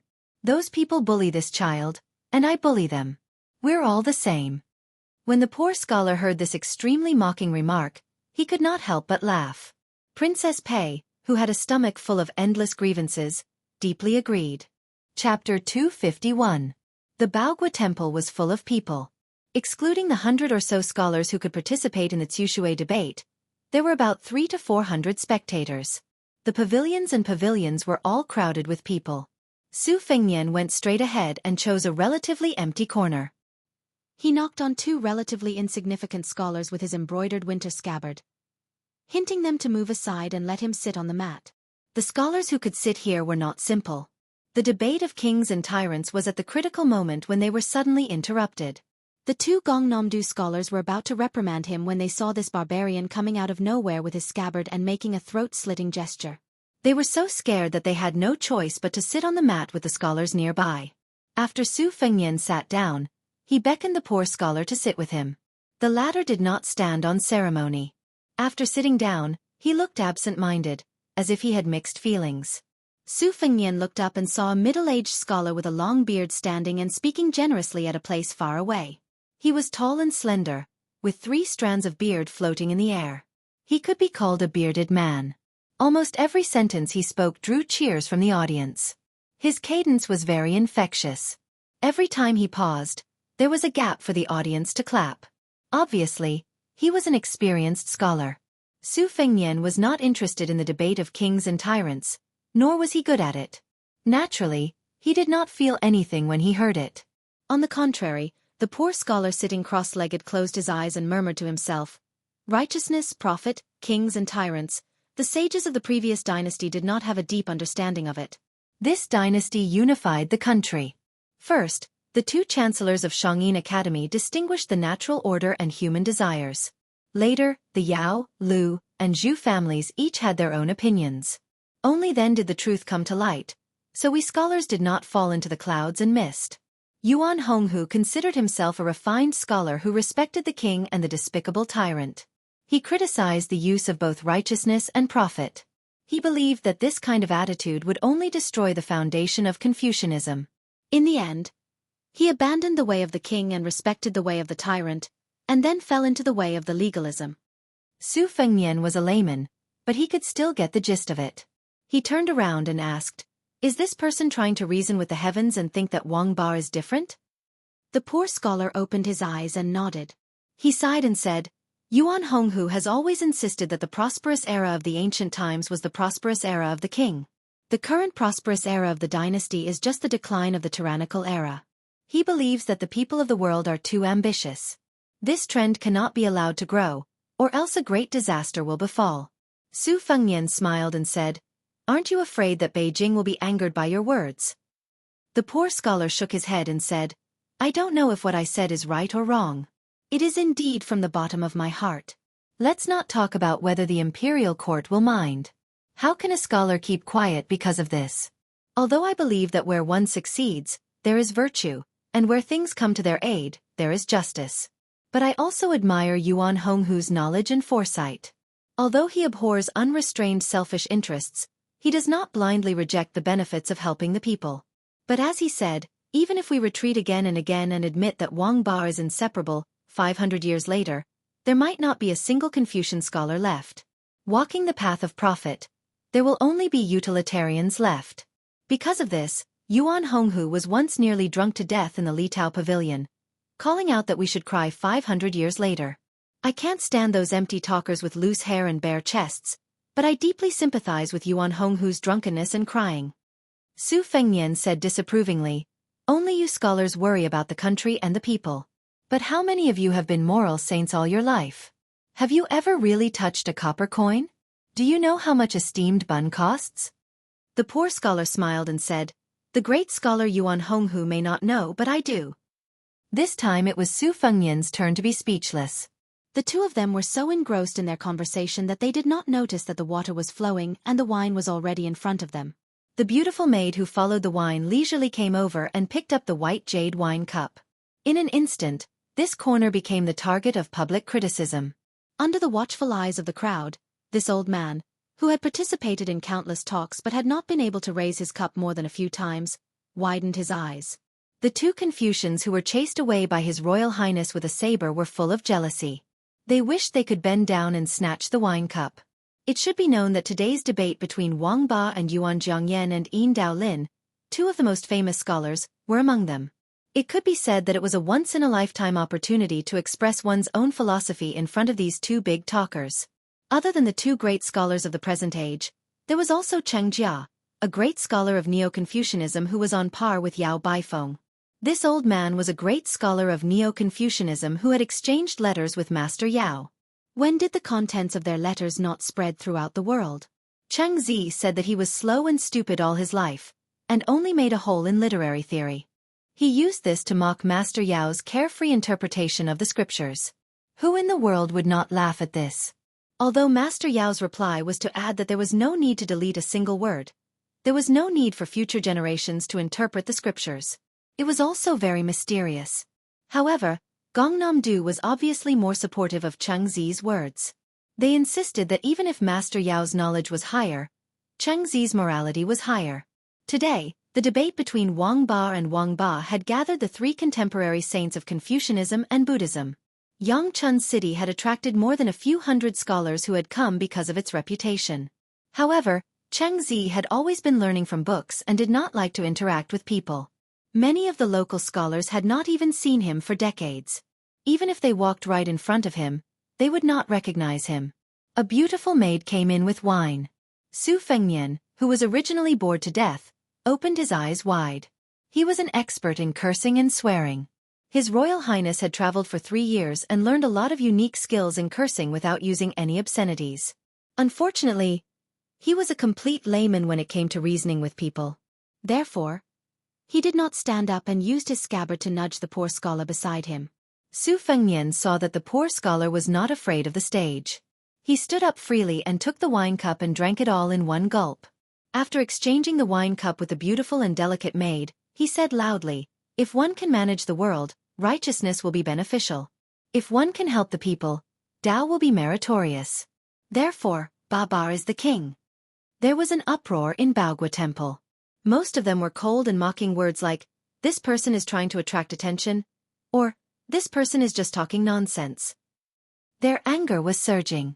In the distance, Jiang's was number 1 Yuan Zhongyan and motionless monk Yin Daolin, who were sitting at the same table, looked at each other and smiled. Obviously, they were not moved and only felt that there was one more meritorious child. But the next sentence. After 25 years of bumpy journey, I began to understand the scholars of today's world. Those who think they are sincere are all apathetic people who don't know pain, made the two famous scholars who looked down on him stunned. This person really did not stop until his words shocked people to death. A hunchbacked old man who did not participate in the debate had been shaking his head. Only when he heard this sentence did he laugh to himself. What the arrogant scholar said next was even more preposterous. The spearhead was directed at Jiang's was number 1 famous scholar, Yuan Honggu. If you don't care about benefits at all, what's the use of crying for 500 years? Now that the people are not full, who should they cry to? The beautiful bearded man, Yuan Zhongyan, laughed instead of being angry. He did not seem to be pretending to be magnanimous. He really laughed. But his table was far from the crowd and he could not see the subtle changes of Jiang's was number 1. Baogua Temple's host, Yin Daolin, said softly, "A strange theory is a strange theory, but it is also interesting. Let's see if he has the ability to prove it." Yuan Zhongyan nodded his head. The result was unexpected. The poor scholar from a poor family, whom almost no one in Baogua Temple knew, talked about Wang Ba for an hour. He was very meticulous, which was completely different from the practice of ordinary scholars who cherished their words as if they were gold. Generally, when talking about profound mysteries, since it was profound, of course it had to be extremely profound. The goal was to make people confused. That was true ability. If they understood, it would be a blow to the head. If they did not understand, who would care about them? If a profound talk was strict and logical, wouldn't it be very boring? If the words did not convey the meaning and were thousands of miles away from the topic, Then it would be interesting. A white horse that is not a horse is not a realm. A white horse that is a deer is a realm. There were more than 100 famous scholars in the banquet, and a few hundred listeners. Those who had strong willpower were still listening to this guy who did not know the big picture. Those who had strong willpower began to talk about things that could lift their spirits with the people around them. Those who had weak willpower were already itching to curse and yawn. If it was winter, they would definitely be stirring up lice. This was not impoliteness, but the elegance of a famous scholar. Su Fengnian narrowed his eyes.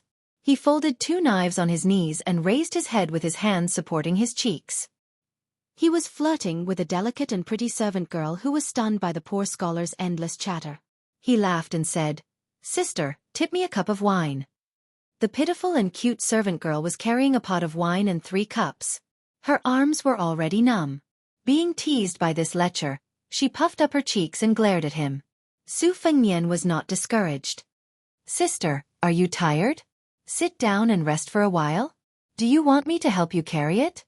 She glared again when no one was paying attention. This young master looked quite upright. How could he be so unrestrained? Su Fengnian smiled brightly and asked relentlessly, "Where is sister from? Where do you live? How old are you?" Princess Consort Jing, and wished she could dig a hole and bury His Highness the heir apparent so that he wouldn't embarrass himself in public. Fortunately, no one paid attention to this young master who was flirting with the servant girl because Yuan Zhongyan, who had not debated with anyone in public for 10 years, spoke out for the first time. Yuan Honghu's talent and learning were the best on the left side of the river.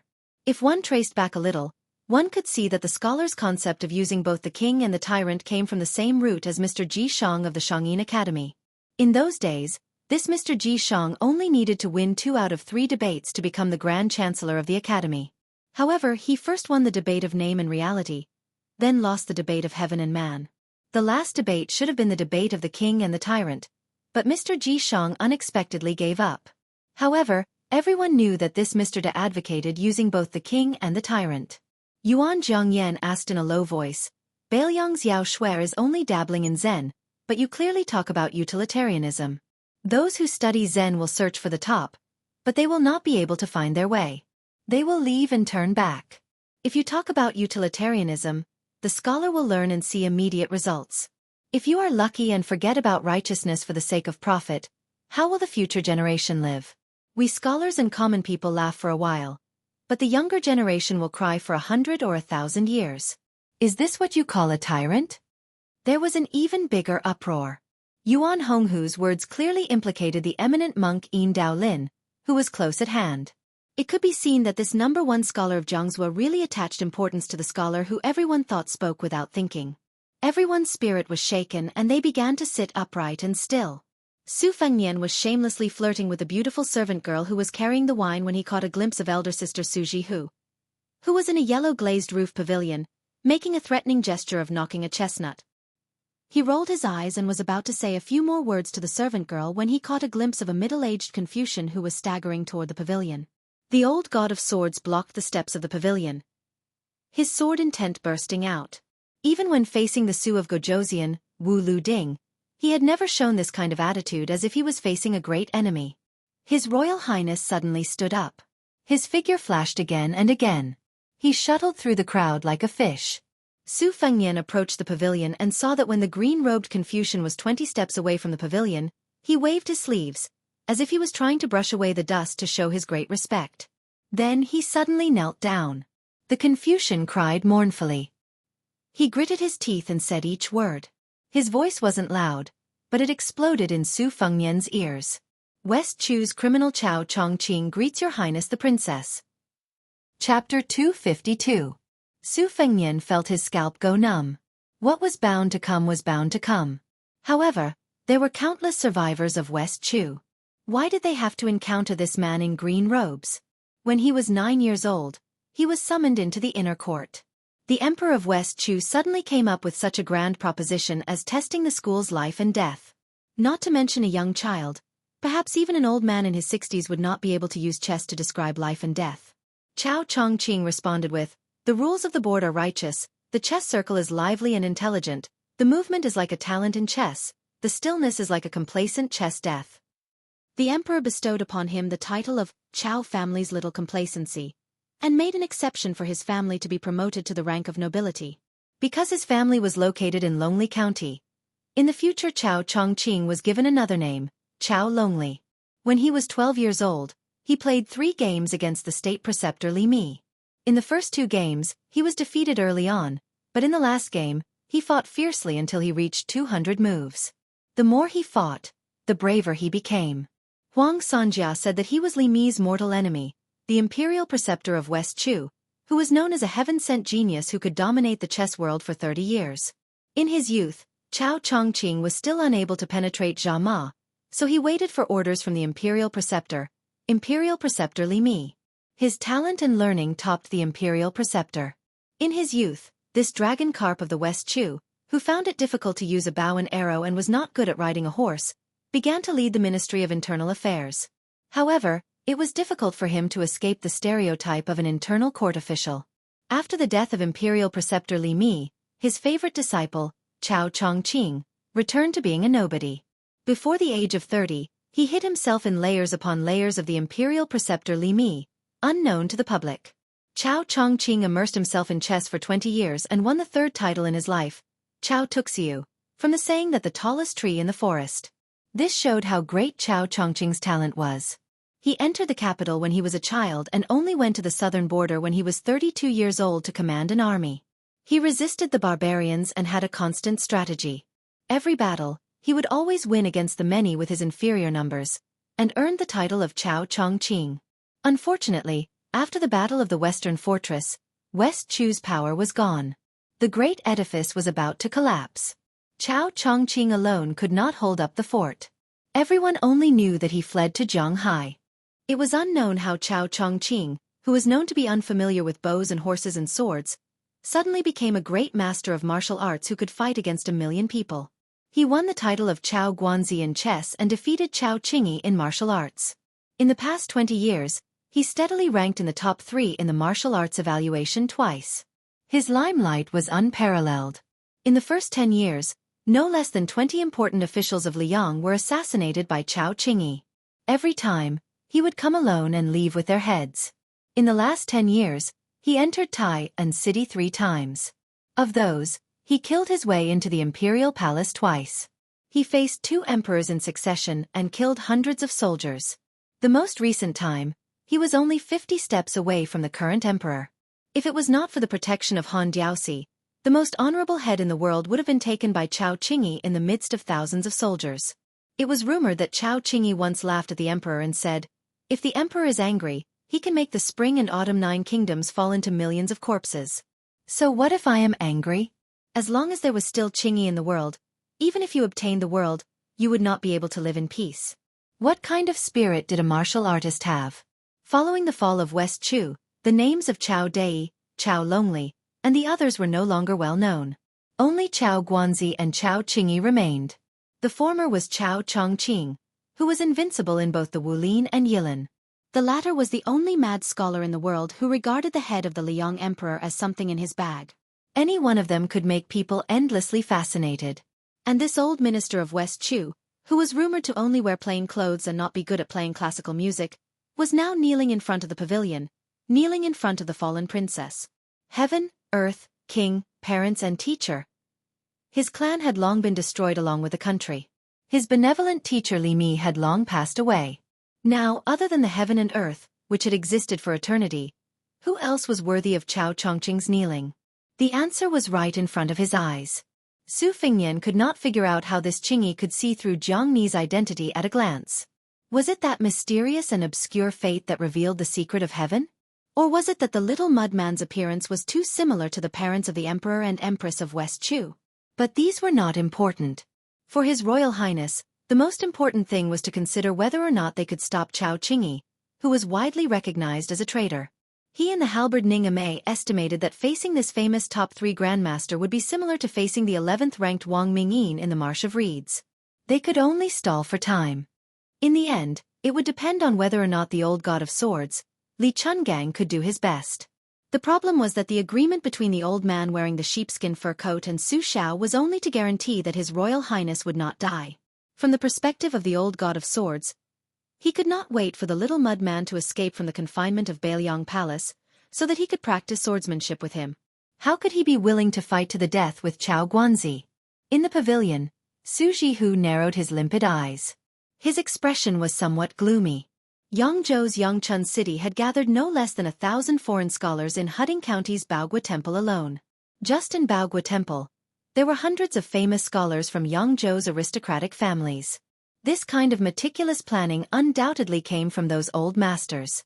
They were just waiting for his brother to provoke the Gangnam-do scholars again so that they could respond to his call. It was true that Lu Lighting, who had the support of a concubine in the palace, could not stir up any waves. However, if the Jiangnan scholar group's entire counterattack was echoed by the 30,000 students of the Imperial College, it would be like countless vats of saliva that could drown someone. If at this time it was revealed that Bailiang had secretly kept the West Chu princess, presumably no matter how much Su Shao ignored the ritual, he would have a headache. Su Jihu glanced at Zhang Enai, whose face was as white as snow. His brows relaxed and he stretched lazily. He was calm and unruffled in the midst of chaos. He quietly waited for the situation to change. This kind of dead end, he would leave it to Feng Yan to break it. Was it not enough to carve out a winning hand over 10 years? Chapter 253. Although there were no outsiders around the pavilion, after Chao Chongqing arrived, he still attracted some curious gazes from afar. Su Jihu quietly instructed Ning Amei to disperse some of the famous scholars from Yangzhou who were trying to get close. She sat close to Zhang Enai. If that terrifying middle-aged man in green wanted to harm her brother, she could use the dead princess beside her as a hostage. Su Jihu still had some true affection for Zhang Enai. What happened in the past was not all fake. Of course, there was also the intention of going against her sister, Su Weisheng. Su Weisheng bullied her badly, so Su Jihu deliberately doted on Zhang Enai. The two women's personalities were really not like biological sisters. Zhang Enai was not His Royal Highness. Since she was young, she had been living under someone else's roof in Bailiang Palace. No one taught her how to live. She could not learn the ways of the world to wear a mask and pretend to be polite. After being scolded by the servants and maids of the palace or secretly pinched until her skin turned purple, no one complained. She would only follow her feelings and bear a grudge against His Royal Highness, who was always cynical and always smiling in front of her. Looking at him, she hated him. Who else could she hate if not him? With regards to West Chu, the empire and dynasty whose territory was once larger than Liang, her memory had long been blurred. Many times, lying on the cold bed in the palace, it was already very difficult for her to remember the warm faces of her father and mother. Thinking about it made her want to cry. As for the lofty and magnificent palace of the imperial family, it was even more out of her reach. She also did not want to think about it. Every day when she woke up, she only needed to think about the trivial matters of tiredness. Where would there be a princess with frostbite on her hands? When Zhang Enai heard the words of the green-robed scholar, it was as if she had heard a bolt from the blue. She was so frightened that she retreated a few steps. Immediately after, she saw the old god of swords blocking the stone steps. She was even more at a loss. She leaped over old man Li, whose back was as straight as an ancient pine tree, and then over the middle-aged scholar who was kneeling on the ground. She saw His Royal Highness and the perished princess whose palms were covered in sweat. She was muddle-headed and absent-minded.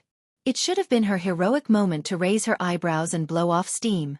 Instead, she was in such a dispirited state. It was really going to chill the hearts of the West Chu scholars. In these 20 years, other than a few groups of West Chu scholars who had collectively migrated to the north like Hongjia, the number of people who stayed in their homeland and refused to become officials and who died because of the heroic words written by the poet numbered more than tens of millions. How could she be worthy of these pillars of West Chu who had generously sacrificed themselves time and time again? Fortunately, she only needed to face Chao Chongqing at the moment. Not only was this outstanding scholar not angry at the little princess's loss of self-control, when he lowered his head again and again, he sensed the heartfelt fear in Zhang Enai, whose real name was Zhang Si. He did not feel disappointed, only indignation and self-blame that could not be clearly explained. Chao Chongqing, whose scholarly elegance was more outstanding than any other celebrity in Gangnam-do, did not get up. He remained kneeling on the ground with his hands on the ground. Others could only see that his temples were already white, but this did not diminish the unparalleled elegance of the distinguished scholar Chao Chongqing. Thinking of his bumpy life, it added even more to this West Chu's leading official's demeanor as a first-class scholar. There was a son of the Chao family who was the proudest. At the age of 32, he led an army out of the capital. In the end, he played chess with the emperor. The great eunuch, who had the power to overturn the palace, personally took off his boots for the chess piece. The imperial uncle of West Chu personally poured wine for the two of them. Chao Chongqing slowly raised his head. With tears in his eyes, he looked at the princess who was just a lively little girl in his memory. He had once held her little hand. In the Wanchong Palace, he threw chess pieces into the chess pieces, arranged the troops, and gave pointers to the emperor. Chao Dai did not seek riches and honor. He only sought the smile of the beauty beside the emperor. When he was young and high-spirited, he walked with a zither and met her by chance in a corner of the garden. The sun was setting and she came slowly, humming a local accent. In the chessboard pavilion, she slowly rolled up her sleeves. She gently dropped the egret chess pieces one by one, landing heavily on his heart. Later, she became the empress. He and the emperor finally won on the chessboard. Seeing that the emperor was about to lose, she used the red cat in her arms to mess up the complicated chess game. The emperor scolded her, but she just smiled innocently, just like in the past. He could only lower his head and not look. Otherwise, with Chao Dai's talent, how difficult would it be to easily reverse the game? He took the opportunity to move his hand and collect all the pieces to see who had the most. What was the point of having the most pieces on the board? That day, Chao Chongqing stood up and left the capital alone. He never thought that once he left, they would never meet again. Chao Chongqing remembered her.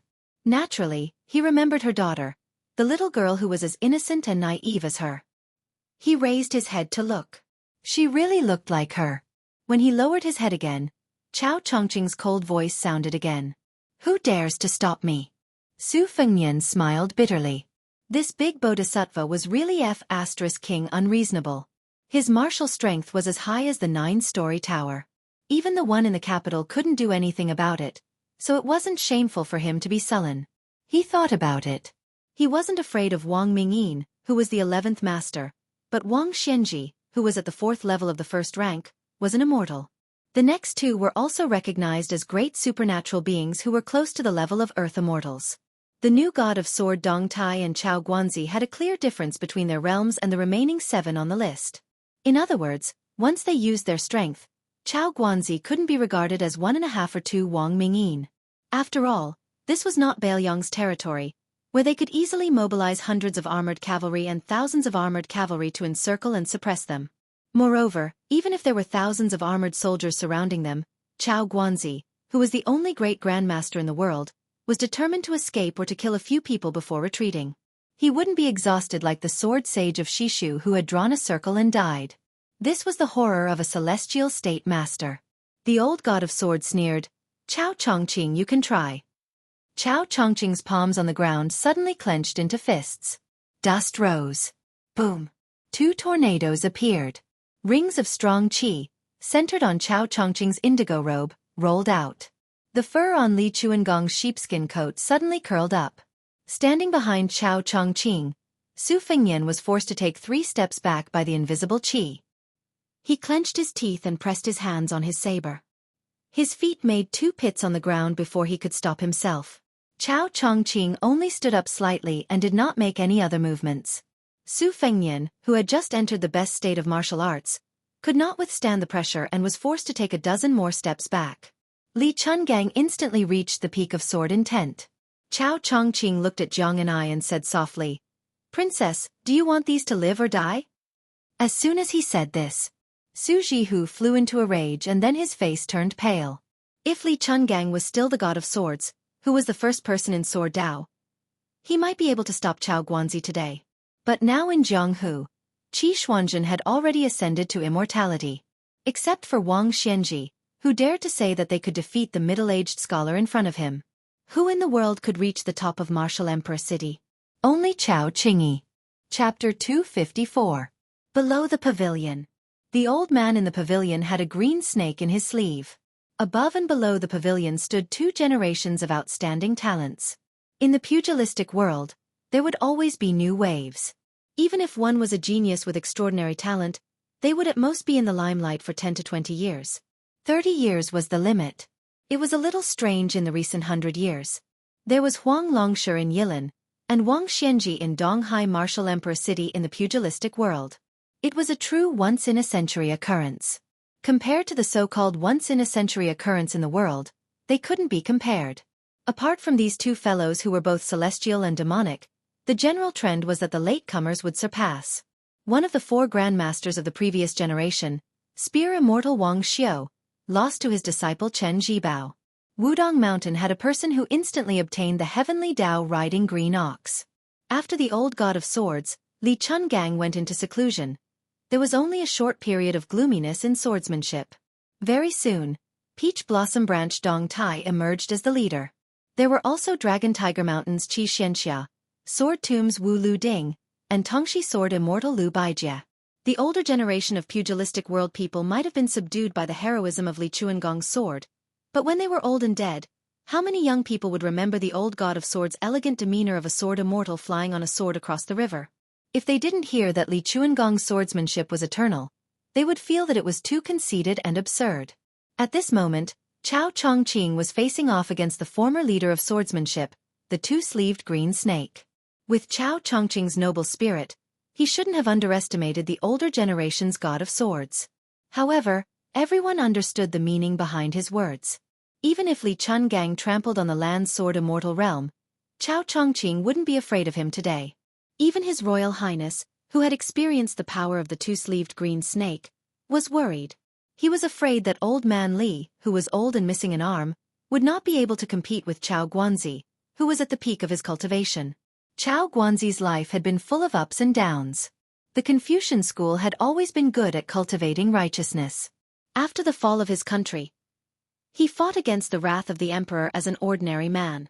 His hands did not touch weapons, his body did not wear armor, and he entered and exited the palace 3 times in a row. His mind and breadth of mind were undoubtedly much more tenacious and broad than ordinary martial artists. Chao Guanzi's invincibility was without a doubt. After Wang Xianji became invincible in the world, he built a city in the Eastern Sea and built the army tower. There were 6 floors below the top floor, and 6 martial slaves were stationed there to deal with challengers from all over the world. Generally, the peerless masters would rest for a few days after defeating one person.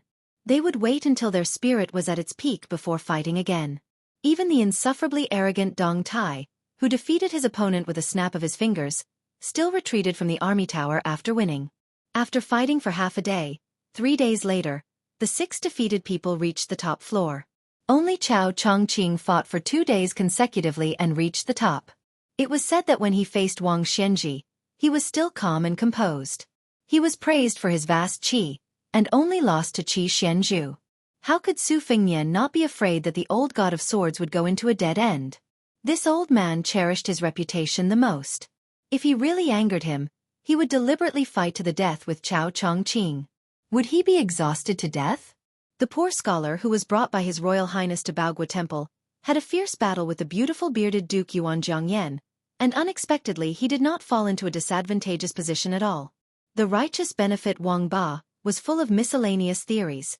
It was as if he was trying to turn the world upside down. There was nothing he could not understand. The 300 to 400 spectators completely stopped looking down on him. They no longer dared to regard this young man as a scholar from humble family who was trying to sensationalize people. Especially when he talked about filial piety, loyalty and talent, he talked about these two functions separately and then combined them together. In the end, different paths led to the same destination. He woke up a lot of scholars who consider themselves to be mellow scholars. The poor scholar's sentence, ability is vast, time is sufficient, you can be a sage. Ability without time, empty talk, you can only be a pedantic scholar, was an extreme slap on Yuan Zhongyan's face. But Yuan Honggu was not angry at all. He dismissed it with a laugh. The scholar spared no effort in praising the view that the monarch was capable and meritorious, so he was magnanimous and did not make a fuss about it. Otherwise, based on Yuan Zhongyan's status, one word was enough to decide life and death. Although in all fairness, this debate was still won by Yuan Zhongyan, he personally judged that this debate was neither a win nor a loss. The host of Baogua Temple, Yin Dao Lin, nodded his head in agreement. As a result, naturally no one dared to raise any objections. If a commoner from a commoner family wanted to stand out among their peers, participating in a debate where celebrities gathered together was a shortcut. However, it was easier said than done. For a commoner from a commoner family to enter the banquet was as difficult as ascending to the heavens.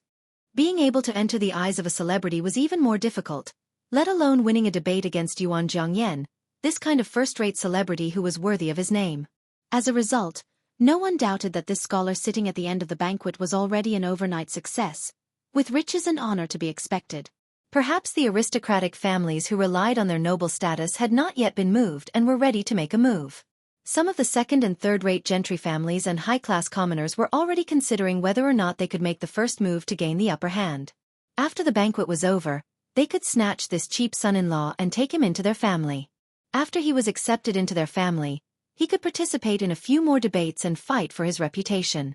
When the conditions were right, success would follow naturally.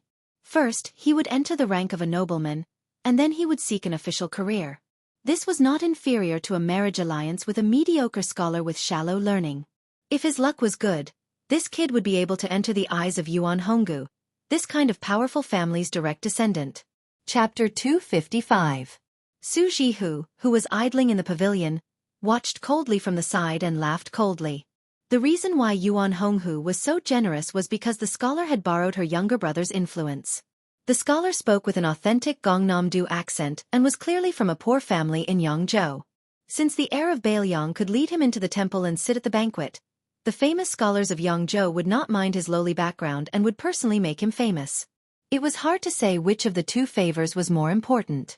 Su Jihu thought that for Yuan Zhongyan to be the leader of the Zhongzhou scholars group, her eyesight was not bad. Her ability to disgust people was quite good. Su Jihu, who was looking down from above, saw that the scholar did not show the slightest complacency after becoming famous. He stood up and looked around. There was a sense of desolation that did not match the situation. Su Jihu, who had experienced ups and downs in life, rarely misjudged men. His eyesight could be said to have reached the point of perfection. This was a bit strange. Scholars from poor families were like carps leaping over the dragon gate. There were those who cried tears of joy and those who went crazy. In his memory, this scholar named Xianxia was acquainted with Su Huipu and was good at drawing dragons and tigers. Today he met her younger brother by chance. Su Huipu's temperament was cold and arrogant, but in the end, she was a caged bird in a noble family. She was undisciplined in small matters, but without exception, she had no choice in big matters. Just like herself, when did she ever want to marry far away in Jiangnan? The beautiful maidservant, who had been teased by His Highness the Crown Prince over and over again, stared blankly at the scholar beside her. She was fascinated. Just now, the way he scolded the 8 extremes was peerless. Even when he was competing with Yuan Honghu, a famous scholar who was second to none, he still did not have stage fright. Moreover, she had participated in countless conversations, so she was quite knowledgeable. The servant girls who could participate in the banquet were not simple. First, they had to come from a noble family. Second, they had to be beautiful, refined, and talented. For example, she was a servant girl who had been fortunate enough to enter the Yuan family since childhood. She was naturally intelligent and was taught poetry, literature, zither, and chess. Today, the servant girls who served wine were all wonderful people taught by the Yuan family. When she saw Chen Liangxi stand up, she hurriedly handed him a wine cup. The latter smiled warmly, took the cup, and drained it in one gulp to quench his thirst. In her heart, she couldn't help but compare the handsome man in front of her with that debauchee. Humph, that scoundrel and frivolous young master was so handsome for nothing. What a waste of his skin! The poor scholar, Chen Liangxi, did not see that Su Xianxia. He felt somewhat regretful and wanted to express his heartfelt thanks. Since he couldn't find her, he didn't worry too much. He turned around and saw the little girl with a sallow face and felt pity for her. He asked the maidservant for some fruits and desserts and pulled the little beggar to sit down again. After the beautiful maidservant brought the lunchbox, the little beggar didn't dare to eat, so he picked up the exquisite desserts and gave them to the child. The little beggar lowered her head and ate nervously, not knowing whether she remembered the taste or not. From time to time, he smiled and helped the little girl wipe the crumbs from the corner of her mouth. When the beautiful maidservant saw this scene, she was destined to be unable to imagine such a warm and affectionate scene in the past. Her heart softened. This young master was truly a good person. Outside the pavilion, Su Fingmian could only promise that he wouldn't retreat. It was already difficult for him to take another step forward. Chao Chongqing, who never brought weapons to fight, was arrogant. Even if he was facing the former Jianghu legend, Li Chungang, he still went straight ahead, ignoring the old god of swords' rising majestic sword will. Before the old man with the sheepskin coat raised his arm, dozens of crisscrossing gullies appeared on the ground between them. Sword Qi rolling dragon wall. Li Chungang once fought with the West Shu sword sage in the palace.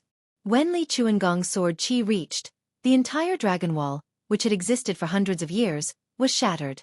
Before that, Li Chungang said that West Shu had no swordsman. He entered Shu alone and killed 16 swordsmen who blocked his way. At that time, it was undoubtedly the peak of Li Chuangong's swordsmanship. He was almost invincible. Numerous ravines cracked apart, and it was a ghastly sight. Only when it reached Chao Zhongqing's body did it seem to be imperceptibly obstructed, and it was forcefully stopped. Chao Chongqing said calmly, "Senior, you are not only 8th. People only know that sword god Li's 2 sleeves are unrivaled, but they don't know the power of the sword Qi to open the gate of heaven." The more the middle-aged Confucian walked, the thicker the gullies became. The two were only 10 steps apart. The old man with the sheepskin coat had a leisurely expression, allowing Chao Guanzi to walk forward again and again. He only squinted his eyes and smiled. "Stop talking nonsense." Chao Chongqing smiled gently. In the pavilion, Jiang and I, who finally had the courage to stare at Chao Chongqing, asked doubtfully, "Uncle Qizhao?" Chao Zhongqing abruptly stopped and nodded heavily, all sorts of feelings welling up in his heart.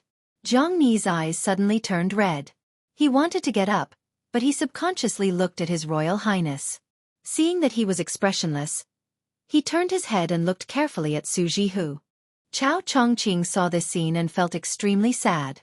Without the old god of sword Sword Qi, the ground in front of the pavilion caved in. Jiang and I saw Su Jihu smile and puckered his lips. He then got up and said timidly, "Uncle Qizhao, can you not do it?" Layers of dust and dirt flew outwards like ripples. Chao Guanzi, who was in the middle, said softly, "Chao Zhongqing will listen to Princess's orders." Even Su Jihu could not help but be dumbfounded. It really was the conclusion that Chen Liangxi of the Tsushui Wangba had made. Unreasonable. The old god of swords snorted and finally retracted his sword Qi. Chao Chongqing walked up the steps, but did not enter the pavilion. He knelt down again. This time, he knelt for the prosperous West Chu of the past. Su Fengnian looked at the standing clay figurine and the kneeling Chao Guanzi with a complicated expression. Were they leaving?